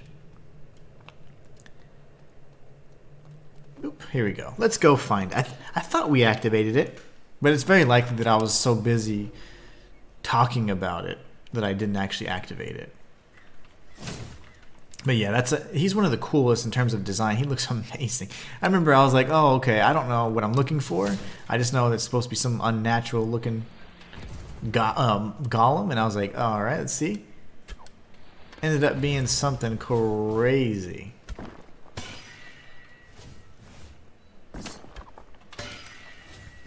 Oh, really? Got the distance. Parry. Parry. Parry. And just for the hell of it. Parry. Alright. Let's go check out the Hunter's Guild real quick. The Hunter's Lodge.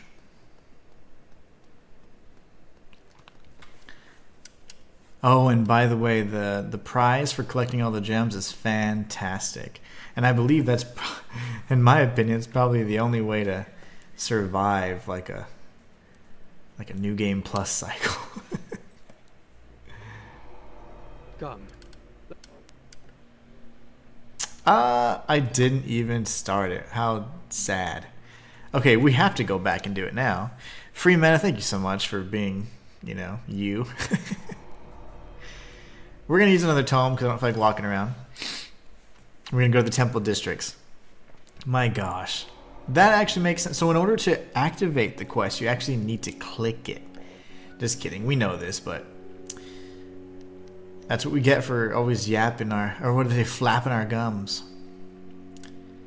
So St. Hegemont, then we're going to take the alternate path to the Temple District, which is just right over here. And now we're going to go see this creature that I was talking to you guys about at length. I almost gave up. Not entirely, but for this particular stream. Too funny. Alright, now we go back around here and do what I was saying. Clear out this area. That way we don't have enemies chasing us or interfering.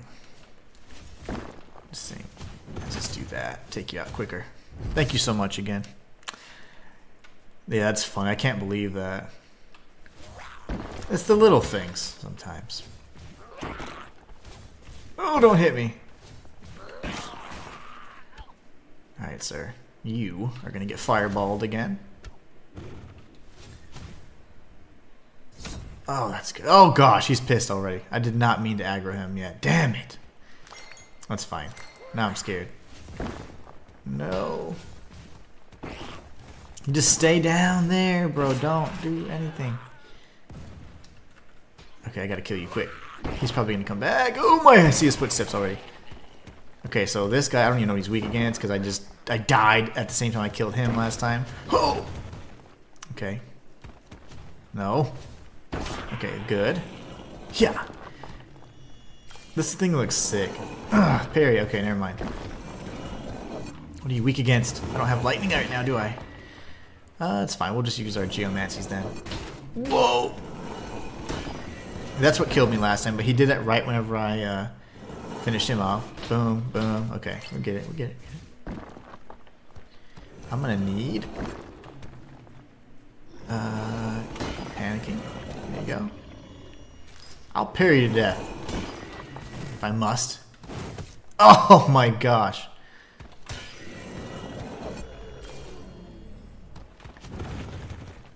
Ready? Oh, I was gonna try and parry those two, damn it. Nope, nope, nope. Hold on. There you go, you can't parry them. Whoa, you can parry everything. This game's awesome. Balls, dude. He has a freaking anvil on his head. Like that means business. Boom, boom. Oh my gosh. I am insane at this game. I'm just gonna go ahead and say it.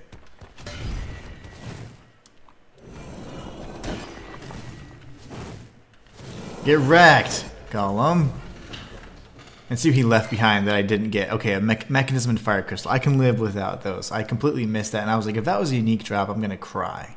Because I went back to his place and his loot wasn't there. So that's the mechanical golem. One of the coolest enemies in the game. One of the greatest designs. I was like, that is so cool, so unique. Because none of the other enemies really have that kind of design. So I thought it was just really nice to see that enemy. I don't know why I'm healing right now. I was trying to do my little hotkey thing. You know what? We don't need to do this because we have a bunch of lost tomes. We just purchased anyways. But yeah, what a great fight. That enemy is fun. When I fought him the first time, I did not know what to expect. I was thinking it was going to be just a little, you know, it's a regular kind of golem, but nothing too crazy. Kind of still within that theme, but he has an anvil on his head and whatever else. That was cool. A really cool boss, in my opinion. A really cool mini boss, I guess. So let's go get a reward for the hunt, obviously. The Parry Master. Thank you, thank you. I appreciate that. Yeah, if I can parry anything, I certainly will try. Funny thing is that so obviously the parry comes from like martial arts, right? That's the whole thing. Like different kinds of, whether it be with weapons or unarmed combat or whatever. Even in something as like commonly known as like boxing, like there's, you know, obviously people think, you know, there's only a few things to do. There's so many techniques And parrying is something I like to do and whenever I am, fighting or whatever. So it's just something that I really enjoy. Martial arts is a big part of my life. It always has been, but just the time that I've had to kind of dedicate to it is just so much less, and it's just easier now. And you get older, and if you get hurt or whatever, it's so much harder to get back into it. Or if you're out of shape, I just lack the discipline that I once had to be able to train all the time, but I hope to change that soon. But anyways, I love parries. Parries in any fight are just so satisfying, especially in real ones. But there's nothing like a nice cling, that sound of satisfaction when you pull off that parry in this game. Sweet, sweet, sweet victory. Sweet satisfaction. Alright, so here we go. Let's get our reward. That's so funny. I didn't even activate the quest before. What a goofball. Collect reward. So you get Spell Catalyzer and Halcyon 8. And you got the Golden Goose, which took me for freaking ever to solve. I had to actually reach out to free mana, and I was like, I can't do it. Can't figure it out. I looked up what buttress. I was like, what the hell is a buttress? Like, I was like, is it like a gate, or I didn't know what it was. And I was like looking around. I was like, okay. I looked up images of buttresses, and I was like, but yeah, free mana totally gave me that freebie. The Parry Master. Yeah, I love parrying. Parrying is just so satisfying. Redirecting one strike or completely nullifying one strike and then allowing you to counter. Oof, nothing better. What? Oh, I was like, why didn't you activate?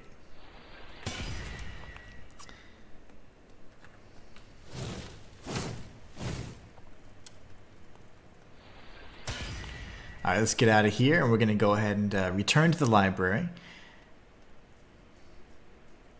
And let's see. What I'll do after this stream is I'm going to kind of do a little, like I always do, just a few bullet points on what we're going to do next, since I know the game. If I don't know the game, we just kind of wing it, but we're going to be going towards the Wastelands next time. We'll be taking on the third Grimoire Lord, which is Mesmeron, my favorite boss in the game, and absolute favorite level as well. There's nothing that I don't like about that encounter. It was super frustrating, and it took me forever to figure out all the puzzles and stuff, but it was well worth it. I absolutely loved it. Let's see. Yeah, that's an excellent stopping point. So guys, I do believe we're going to go ahead and end it here. I'm going to get some food in me. I have not eaten yet, and it is 2 p.m. my time, so your boy is hungry. But anyways, you guys are awesome. I want to say thank you all so much for stopping by today, taking time out of a very special day in some people's perspectives anyway, and to take time out of your day away from your families to just say hi and stop by and support me. So I really appreciate it. So as always, every time you guys just take the time out of your day to stop by and say hello, it is super, not only do I acknowledge it, but I appreciate it more than you know, because every time you're spending those few seconds, few moments on my channel, when you could pick so many others, that's allowing me to continue my dream of living and as a full-time content creator, which isn't always the easiest thing. So the ups and downs that come along with it, you guys make it so much better when you guys are here. So I really do appreciate it. As always, I want to say thank you all so much for being the best part of my channel. And Free Mana, thank you so much for stopping by. Myth as well. Free Mana is the solo dev of this incredible game, Codex Lost. So be sure to check it out. It's definitely support if you're interested in any kind of open world action RPG, Souls inspired. Certainly Souls inspired. There's so many different mechanics you guys are going to recognize if you're fans of the genre, and you'll truly appreciate. So hopefully you guys can support and check it out and play it this this nice little holiday break. And other than that, we'll be continuing our series tomorrow, and we'll be beating this game probably before the end of next week, and we'll do everything we can to get 100% like I did on my off-stream file, so you guys can see it as well. You can kind of use this as a guide. I'll be pumping out some other guides as well, just individual mini guides on how to obtain some of the more difficult secrets. And if you guys have any questions on how to defeat certain bosses, we can always go over guides for those as well. But anyways, you guys are awesome. I did want to mention one other thing though. On the lore channel, I will be featuring a video on that, and Free Mana, I'll make sure to let you know whenever that comes out. But just once I have some time to be able to dedicate to that. Right now I'm just very, very loosely putting an outline together for the lore video. But that'll be definitely featured on that channel, so you guys can check it out and really understand the story as best as I do.